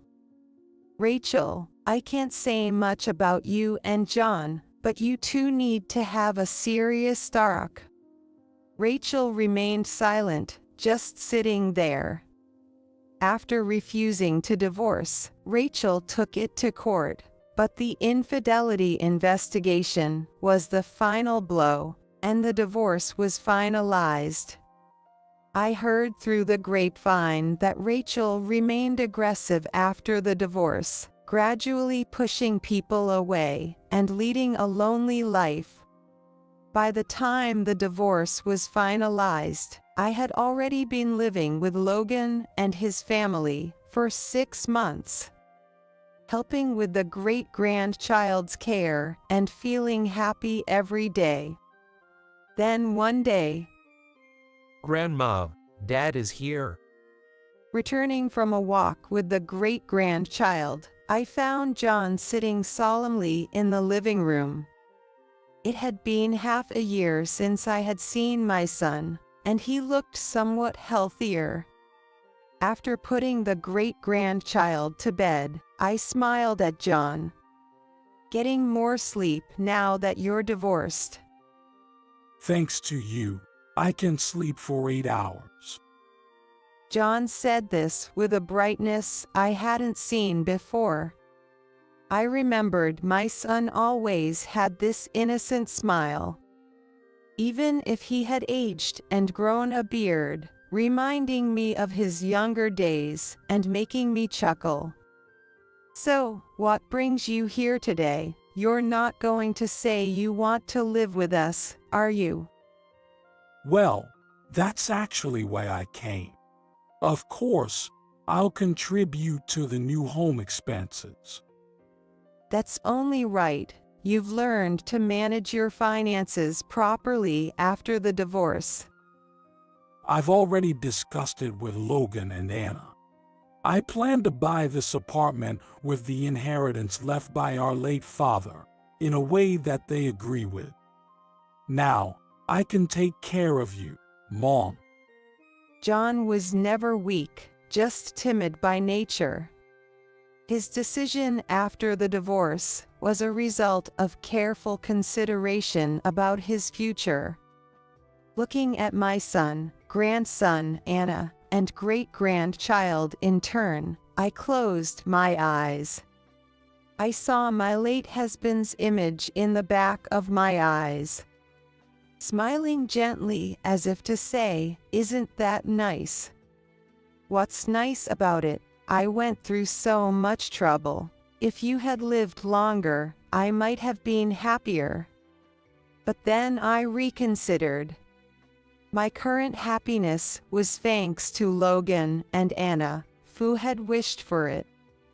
My gratitude for these two was beyond words. Suddenly, the great-grandchild started crying loudly, and I quickly went to the crib, lifting the child into my arms. After a few gentle rocks, the great-grandchild settled comfortably and fell asleep in my arms. So, there's no money left in this house, right? We don't need to deal with them anymore, do we? That's true. I guess we don't need our parents anymore. What? I mean, cutting ties with you, you know. Humoring a broke old lady doesn't benefit us at all. Right? She's been trying to mooch off us, and even without a penny to her name, she expects us to take care of her. Better to cut ties now. I understand your point. So you're saying your inheritance will be just $30,000, and that's the severance for ending the parent-child relationship, right? Yay, that's fine. After George passed away, Michael and Daisy showed their true colors. They confronted me with a declaration of disownment, as if to take revenge for their failed plans. $30,000 is a lot of money, but they will regret accepting that money. 2 years after George's death, I was sitting on a park bench, eating my sandwich. The peaceful moment vanished with a familiar voice. Isn't that Mom over there? What? Really? Look, she looks so tired, feeding pigeons in the park. No, I'm not feeding the pigeons. That's true. We took all the money after all, so of course you'd be homeless, huh? How's the homeless life treating you? My anger had long passed, leaving me speechless and aghast. I sighed softly and resumed my lunch. Mom, why are you ignoring me? Oh right, we've cut ties, so I shouldn't call you Mom anymore. How about homeless hag then? That's a good one, homeless hag, haha. Michael and Daisy kept mocking me, taking advantage of my silence. After finishing my sandwich, it was time to reveal the truth to them. You've been going on about homeless this, homeless that, but who are you talking about? We're talking about you, homeless hag. I'm not homeless, dear. I live over there. What? I pointed to a building and explained the truth to Michael and Daisy. What? Shocked by the truth, it was too late for them to regret. I am Emily. I'm a 60-year-old housewife. My husband, George, is 67 and still working. George quit his job about 20 years ago to start an IT company.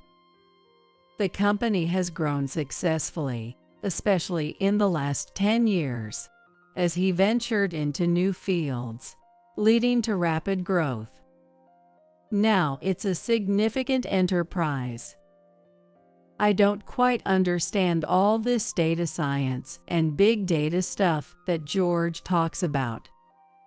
Given his age, George has already retired as CEO, but he continues to work as the chairman. However, he seems to think it's about time to step down completely. We have one son, Michael. When George retired as CEO, Michael didn't take over the company. He isn't helping with George's company at all, quite the contrary. I don't want to be seen as living off my father, so I'll do my best on my own. After graduating from college, Michael joined a company unrelated to IT and moved out. I was a bit disappointed when Michael didn't take over George's company because I had hoped he would. But as a proud parent, I felt a bit proud when I saw him choose not to rely on his powerful parents, and I couldn't help but smile when I heard his decision. I won't force you, so do what you want. George seemed to share my sentiments, offering a supportive nudge to Michael, despite looking a bit disappointed. Everything was fine until Michael got a job. After that, he rarely contacted us, only coming home about once a year. Lately, he just calls and doesn't visit at all. Well, I suppose that's not unusual for men, and as long as he's doing fine, that's what matters. Still, I can't help but wish he would reach out more. Then one day, Michael called. It's rare for you to call. I have something to report. I'll be coming home soon. What's the report? I'm getting married, so I want to introduce her to you. Really? That's wonderful. I was already happy to hear from Michael, but I was ecstatic to hear about his marriage, and I couldn't help but exclaim loudly. My sudden outburst made George, who was leisurely watching TV, jump and turn towards me. I returned his glance with a beaming smile. He looked puzzled, unaware of Michael's marriage news. Michael would bring his fiancée home in a month, Michael will be bringing his bride-to-be home soon. That's still 3 weeks away. 3 weeks will fly by. Since Michael's call, I've been reminding George almost daily that Michael will be home soon with his bride-to-be. George might be tired of hearing it, but I can't help repeating it. I just can't help being so excited about it. But this marriage announcement would soon bring me a sense of unease. A month later, Michael and his fiancée arrived. We're home. Welcome. Come in. George is waiting in the living room. Thank you. His fiancée, Daisy, looked young and cute like an idol, instead of having the sleek beauty of a model. Her nervousness, glancing around at the entrance, was endearing. As I led them to the living room where George was waiting, she kept looking around. Welcome. Have a seat. In the living room, George seated Michael and Daisy opposite of him. I sat next to him. Daisy continued to look around curiously. Feeling a bit embarrassed by her scrutinizing gaze, I asked her, "Is there something you're curious about?" Oh, number, it's just. This is so different from what I imagined. What? I had heard that George runs a large company. Hey, don't say embarrassing things like that out of the blue. Daisy's comment and Michael's flustered attempt to cover her made George and me exchange glances and burst into laughter. Was the house more ordinary than you expected? No, it's not that. Don't worry about it. We're not really into material things. So even though George runs a big company, our house is just average size. And we don't deck ourselves out in designer brands or have fancy meals every day. I see. I'm sorry for the odd comment out of the blue. I told you, there's no need to be nervous, right? You see, Dad isn't a very imposing person. It seems Michael laughed along too. And with Michael's laughter, it appeared that Daisy's nerves had eased, and the conversation flowed smoothly after that. Daisy looks young, but is actually 27, and talking to her, you can tell she's really mature. I had been worried about Michael not marrying even after turning 30, but now that he's going to be happily married, I feel relieved. 3 months later, Michael got married. It's joyous in itself, but Michael's marriage brought an unexpected bonus. Hello, Mom. Everything okay over there? Yes, everything's fine. You and Dad are getting up there in age, so please take care of yourselves. It seems like that's all you talk about every time you call. Since getting married, Michael has started calling once a month. Daisy probably found out he hadn't been calling at all before and suggested he should call regularly.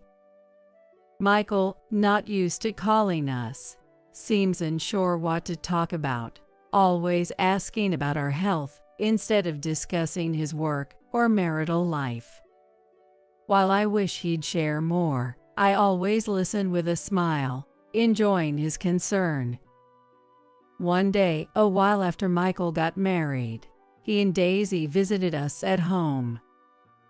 I prepared some homemade appetizers to welcome them with enthusiasm. However, Daisy seemed a bit displeased. Daisy, is there something you can't eat? No, it's not that. Thank you, I'll eat. Daisy responded with a smile, but I didn't miss the brief shadow that crossed her face when she saw the appetizers.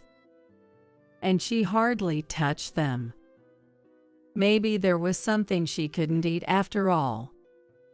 I felt anxious, constantly checking Daisy's expressions, worrying I had made her uncomfortable. I became so fixated on her reaction that I spoke less, even as everyone else seemed to be enjoying the conversation. Eventually, it was time to see Michael and Daisy off.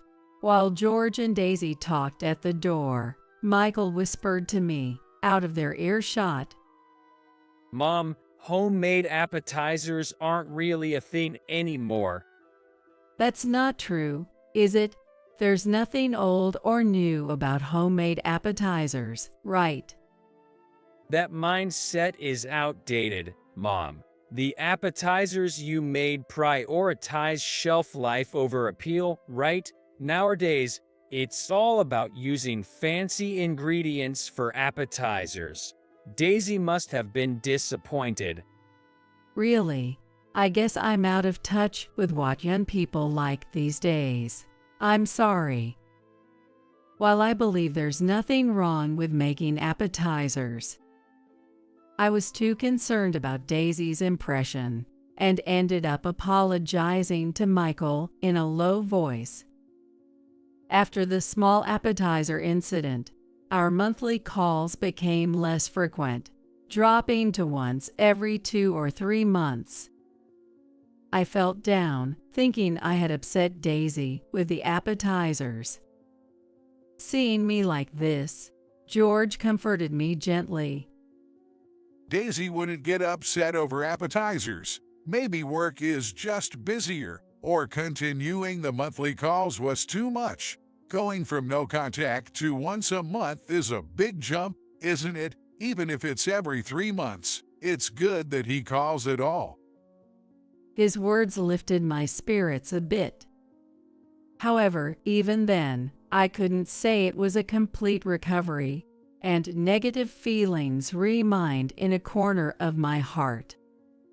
And it seemed that the negative emotions lingering in my heart had the power to attract bad things. 6 months later, George fell ill. This is it. I can't work anymore. Guess it's the right time to retire. In a hospital bed, George seemed relieved about not having to work anymore. But having been married for 30 years, I understand. He must be thinking he was frustrated about being forced into retirement by illness. He smiled to avoid worrying me, and that consideration pierced my heart. Of course, I had told Michael about his illness. What? Dad's ill. I'll come to visit soon. Michael's response over the phone seemed indifferent. George's condition worsened after he collapsed. Still, Michael and Daisy never visited him in the hospital. Gradually, the once every 3-month calls ceased, and they never returned home after he fell ill. Time passed, and 3 years later, George passed away. So, did finally kick the bucket. Well, he was over 70 and had made his company successful, so he probably lived a content life, right? Even when I told Michael over the phone about George's passing, his reaction was indifferent. They showed up at the funeral but didn't help out, and as soon as the service was over, Michael and Daisy quickly left. Remembering them laughing as they got into their car, my sadness at George's absence turned into anger. However, this anger was fleeting, and soon I was overwhelmed with sadness again. There was so much to do, like paperwork and clearing up, but I couldn't get anything to progress as I wanted. About a month after George passed, I finally started to feel a bit better. It seems time does heal most wounds. But just as I was regaining my spirits, a new problem emerged. One morning, while doing laundry, the doorbell rang. Mom, open up. Looking at the intercom monitor, I saw Michael and Daisy standing there. Confused by their sudden visit, I headed to the front door. Dad's office was this way. Hold on. As I opened the door, without any greetings, Michael and Daisy hurriedly entered and made a beeline for George's office. Left at the entrance in a momentary lapse, I hurried after them. Where is it? It's probably in one of these drawers, I guess. The door to George's office was left open, and I could hear they were rummaging through the drawers. "What are you two doing?" They stopped opening drawers and turned to look at me. I had a hunch, but I was praying it wasn't true. It's about time to talk about the inheritance, right? So, we came to collect what's ours. He was a CEO and chairman of a big company, and it seems like he didn't spend much, so there must be plenty of money. Sadly, my prayers went unanswered. Michael and Daisy threw a few words at me and resumed rifling through the drawers. Seeing them act like thieves, I lost the will to stop them. Found it. Is this it? Oh, is it there? What's inside? Haha. Excitedly, they flipped through George's bank book. But their expressions darkened as they saw the balance. What's this? There's hardly any money in here. Damn. So, there wasn't much money after all. It was clear they had come looking for George's money. But I couldn't grasp what they were talking about, and my thoughts froze, leaving me standing there, dumbfounded. Mom, you have been living a comfortable life, but what a way to end it, ho. Michael's voice snapped me back to reality. As my consciousness cleared, I saw them smirking at me. Still not understanding the situation, I was ready to be ridiculed as I asked Michael, "What do you mean by a terrible end?" No need to play dumb, we know. George's company was taken over when he got sick, right? That means it was in the red and got absorbed by another company, right?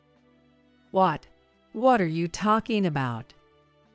A guy holding a company that's almost bankrupt surely doesn't have any money. Still, we thought that being at the top of a big company, even if it was going downhill, there would be some money left.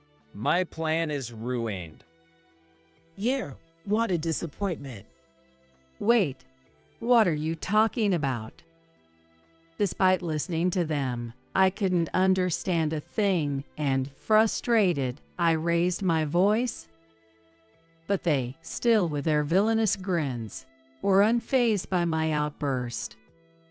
I didn't join Dad's company because it seemed like a tough job with all that complex stuff.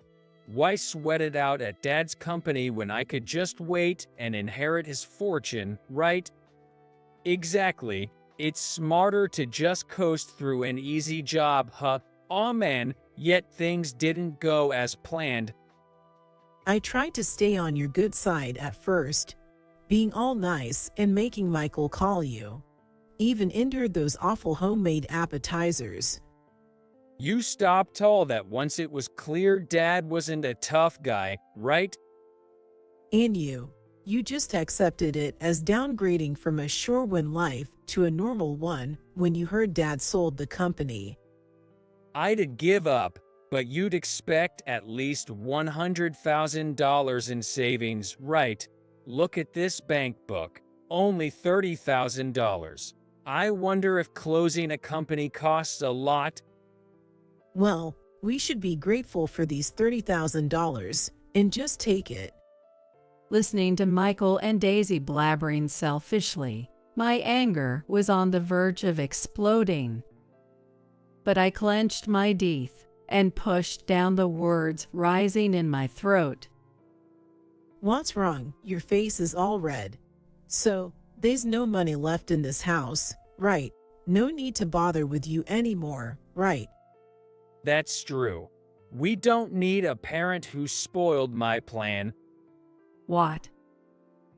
We're cutting ties with you. No point in sucking up to a broke mill, right? We don't want to be hassled for money or care when you don't have a penny to your name. Better to cut ties now. I get your point. So your inheritance is just that $30,000. And that's our severance for cutting ties, right? I can keep the rest, right? Yay, that's fine. We don't need this house and we don't want to be saddled with any debt. We're good with just the $30,000. Michael and Daisy left laughing, just like at the funeral. I didn't want to give them even $30,000. $30,000 is a lot of money. But later, they will regret receiving that $30,000. 2 years after George passed away, I was roaming around town on an errand. Moving around is tough when you're past your mid-60s. Exhausted, I decided to rest on a park bench. With a heave, I sat down and took out a sandwich I bought from the supermarket for a quick lunch. As I ate, pigeons gathered around. Watching the pigeons, I felt at peace. Indeed, they are a symbol of peace. But that tranquil moment was shattered by a familiar voice. Isn't that Mom over there? What? It's true. Look, she's got that tired look, feeding pigeons in the park. No, I'm not feeding the pigeons. Holla, that's right. Still not spending on appearances, huh? Oh, I guess you have no money left to spend. We took all the money, so naturally, you'd be homeless, right? How's homeless life treating you? Michael and Daisy never really listened to me. My anger has long passed, and now I'm just speechless and dumbfounded. I sighed quietly and resumed my lunch. Mom, why are you ignoring me? Oh, right, we cut ties, so I shouldn't call you Mom anymore. How about homeless hag then? That's a good one, homeless hag. They continued to mock me, laughing at their own cruel jokes. After finishing my sandwich, it was time to reveal the truth to them. You've been going on about homeless this, homeless that, but who are you talking about? We're talking about you, homeless hag. I'm not homeless, dear. I live over there. What? I pointed to a building. They slowly turned their gaze in the direction I was pointing. Though it appeared small and distant, it was a fine high-rise condo. I thought luxurious condos weren't my thing at first, but living there proved to be convenient. That condo has barrier-free units for the elderly, and I live in one. Plus, with care staff on site 24/7, I feel safe knowing help is always available. What? Stop bluffing. There's no way a homeless hag like you could afford to live there. Well, yes, that's the condo George left for me. What do you mean? He actually owned 5 condos. I moved into one, and I'm the owner of the others, so I have rental income. That's why I'm not struggling for living expenses. Ha ha ha. If you're going to lie, at least make it a believable one. It's true. I'll show you proof, but only a little since I don't usually show off. I pulled out documents related to the ownership and rental agreements of the condos from my bag, and they were so shocked their jaws could have dropped. My errand today was related to these condos, so I happened to have the documents with me. They seemed skeptical, but after seeing these documents, they finally understood I was telling the truth. Where did Dad get that kind of money? You two thought Dad's company was sold at a loss, but it was actually a proper sale. He bought these condos as an investment with the money from selling the company. That's why there was only $30,000 in savings. I think he wanted to leave an inheritance in a form other than cash. Maybe he still wanted to do something business-like after suddenly retiring due to his illness. Realizing the truth about the condos but only receiving $30,000, they were in a daze. However, claiming to own 5 buildings might seem like a stretch, as Michael suggested. Building one condo costs millions. For 5, it would be hundreds of millions. It's unlikely to have that much money just from selling a company, and even big corporations can't easily build 5 condos. Actually, I own units in different buildings, not entire buildings. When I said 5 buildings, I meant that I own units in 5 different buildings, totaling 6 units. It was easier to say it that way. They seem to have misunderstood that I own entire condo buildings, but I can't be bothered to correct them, so I'll let it be. Moreover, it ended up sounding like I owned 5 whole buildings when I actually have units in 5 buildings, but owning 6 units is still significant. Each condo unit he bought costs over $500,000. So with 6 units, that's over $3 million. He invested most of the money from selling his company into these condos. He must have had a lot of fun making one last big purchase with the money he worked his whole life to earn. Now that you have so many, shouldn't you share one with us? Yeah, managing all that must be tough for you alone. We can help. When they learned I was an owner of multiple condo units, they became cautious in their words, their speech awkward. Their attitudes flipped entirely. Of course, I can't trust such people. No need for concern from someone I've cut ties with. What? Wait, even if we've cut ties, we're still family. That means when you're gone, the condos automatically come to me, right? Yeah, right. No need to apologize to this old lady here. They began to smirk again like villains. But I have no intention of handing over George's precious legacy to such unkind people. Unfortunately, you won't be getting anything.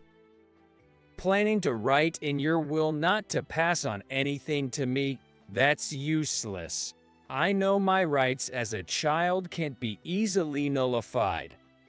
Yes, that's why I plan to dispose of the assets eventually. What? I intend to transfer the condos to George's acquaintances. What? I live in one of the 6 condo units, but the rest are inhabited by George's friends. They are all married and running their own businesses, so I don't expect them to move until I pass on. Thus, I don't worry about vacancies. The people living in my condo units have supported me and were helped by George during his lifetime, so when my time comes to join him, I plan to transfer the condos to them. I think it's much better than leaving them to Michael and Daisy. Also, I'm thinking of donating the money gradually accumulating from the condo rents to his cherished company. It won't be a large amount, But since I've already given Michael and Daisy $30,000, I don't want to give them a penny more. Well, when my time comes, I'll make sure to leave absolutely nothing behind." What? Michael collapsed to the ground, drained of strength upon realizing I had no intention of leaving anything behind. $30,000 is a lot of money, but it's not an unattainable amount for Michael to earn. Of course, he would regret throwing away the chance for the condos for just $30,000. It's not pleasant to talk about life after you're gone while you're still alive. But this time, I took pleasure in seeing their frantic faces. Well, I've got other things to do, so I'll be going now. Goodbye, estranged strangers. After my break, I left a park with a light step. Michael was so regretful about missing out on the condos that he ended up buying a small apartment building. But driven by his frustration and lack of knowledge, he struggled with increasing occupancy, and the building seems to be plagued with vacancies. Consequently, he's been dealing with ongoing financial losses. After sinking his savings into the apartment and taking out loans, he can't sustain this forever and will eventually need to sell. If that happens, he might be left with a massive debt. And if he struggles to find a buyer, the situation could become even more dire. If no buyer is found, he might have to demolish the building and sell just the land, which would be a terrifying thought with demolition costs added to the debt. I live comfortably in a senior-friendly condo. The residents of my condo, who were helped by George, also look after me. While living alone as an elderly person can be lonely, that's not the case for me. The weather looks nice today, so I might go for another walk in the park.